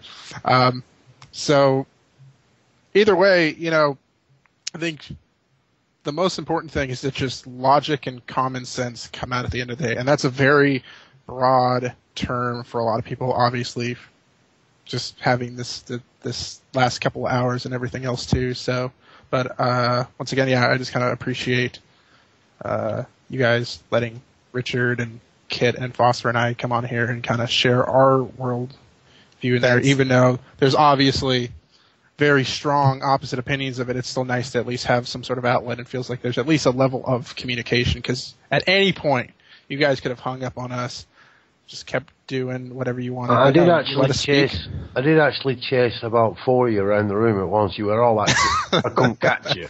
I will drop people. Don't ever think if you don't stop shouting over, I won't drop you from the car. I won't cut you off and throw you out. But in the interest of getting the message out there, I will actually drop you. You were just too quick. I couldn't catch you. That's all it was. I will get quicker, lads. I'll get quicker. Yeah. No. Well, I'm at least glad we could at least end this on a respectful note. I haven't brought the. Yeah, absolutely. Yeah, it's okay. I just thought I'd let you know. Fox. I'm just gonna say one thing. I think that everyone here, no matter what their interpretation of these events might be, I think everyone here has good intentions and actually wants the truth, no matter how we might diverge on it. But I think we all have good intentions here. Right on, Richard. Brilliant. Yeah, I can agree with that. I agree with that 100%. And I thank you all once again for letting me be part of this conversation. And I hope to join it once again in the future. With pleasure. Fox, please. Yeah. I remember the day 9/11 actually took place, and I also remember the day I actually started reading into the idea that it may have been an inside job, and I found evidence after evidence after evidence and documentary to support that claim. And throughout this show, I've heard some, references to evidence to the contrary. So I may have been presented with this information while caught up in the argument, not have seen it. But from Bob with this missile treaty and with Richard with his information, I was hoping at some point during the end of the show y'all could reference me to that so I could take a look at it. That's what I'm saying, because it takes after 4 years, and I've been doing this for 4 years. I've had information after information proving, or at least I think proving, that what I'm saying is correct, what Anthony is saying is correct. And until I have information to the contrary, I can't think otherwise. Well, I can, but I can only entertain it. Well, Fox Niner, I'm going to send you a link via private message that you might enjoy reading. Okay. I will just have a little word for the end of the show. We have 4 minutes left. First, thanks everybody for sharing his opinion.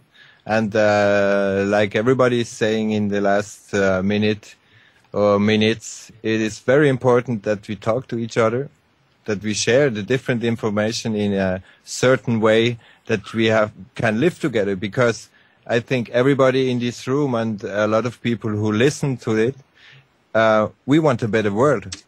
We have to make it better than the guys who shout on each other, on politicians, and wait until the money comes to take a certain decision. I think it is important that we continue to search and make long-time research before we claim something. And the most important is that we believe nobody, no information, no source until our heart is claiming this is it. And when you have a doubt, I think it's important to keep that doubt and to continue asking questions about everything. If a question gets bored, then ask again, ask more. When is a doubt, then you have to have an answer for your question. I think the most important for that all is for the next event that is coming. We have flu, that they make bird flu vaccines. They make Agenda 21. They have plans up, and 9/11 happened long time ago. Sorry, I just want to finish. I just want to finish. We can continue to talk another time. I just want to spend that little last moment to leave a little impression from everybody, and I accept everybody what he is thinking about certain things. But the important thing is that we live together, that we find solution for stuff that is coming up, and making it very quickly to see what is really going on. And more we're giving pressure to the government, and I agree with everybody in this room, there are some stuff that are obvious for certain people and not obvious for other people. But we are coming from completely different places of the world. We are having completely different education. We have completely different ways of seeing things. And that's why it is normal that we have different opinions about certain things, because we don't have the truth. And a lie stays a lie. As big as it is important that we are focused on the truth, 100% on the truth. And I think continue to investigate 9/11 is not really what we should do. What we should do is really see what is going on right now, here, and what will influence our own future and the future of our kids. Thanks everybody for listening, and we're going to make that another time, maybe on another subject, maybe on the same. We will see, and thanks everybody for sharing and listening. See you soon. Thanks everybody. Cheers, man. Thank you. It's been good.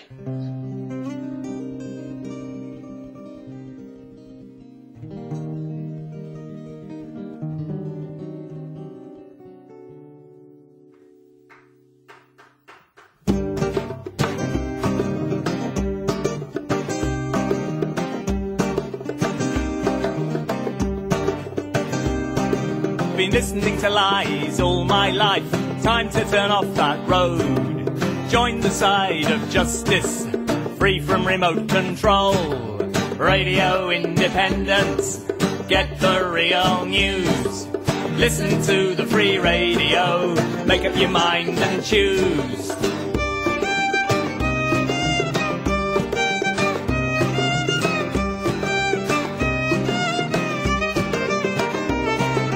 Selling the information, patenting the ideas, controlling communication, persuading us that we're free. Radio independence, get the real news. Listen to the free radio, make up your mind and choose. Listen to the free radio, make up your mind and choose.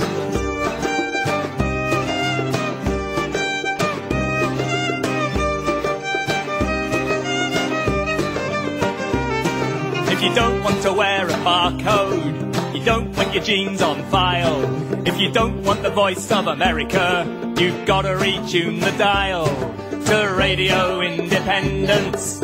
Get the real news. Listen to the free radio, make up your mind and choose. Radio Independence. Get the real news. Listen to the free radio, make up your mind and choose. Listen to the free radio, make up your mind and choose.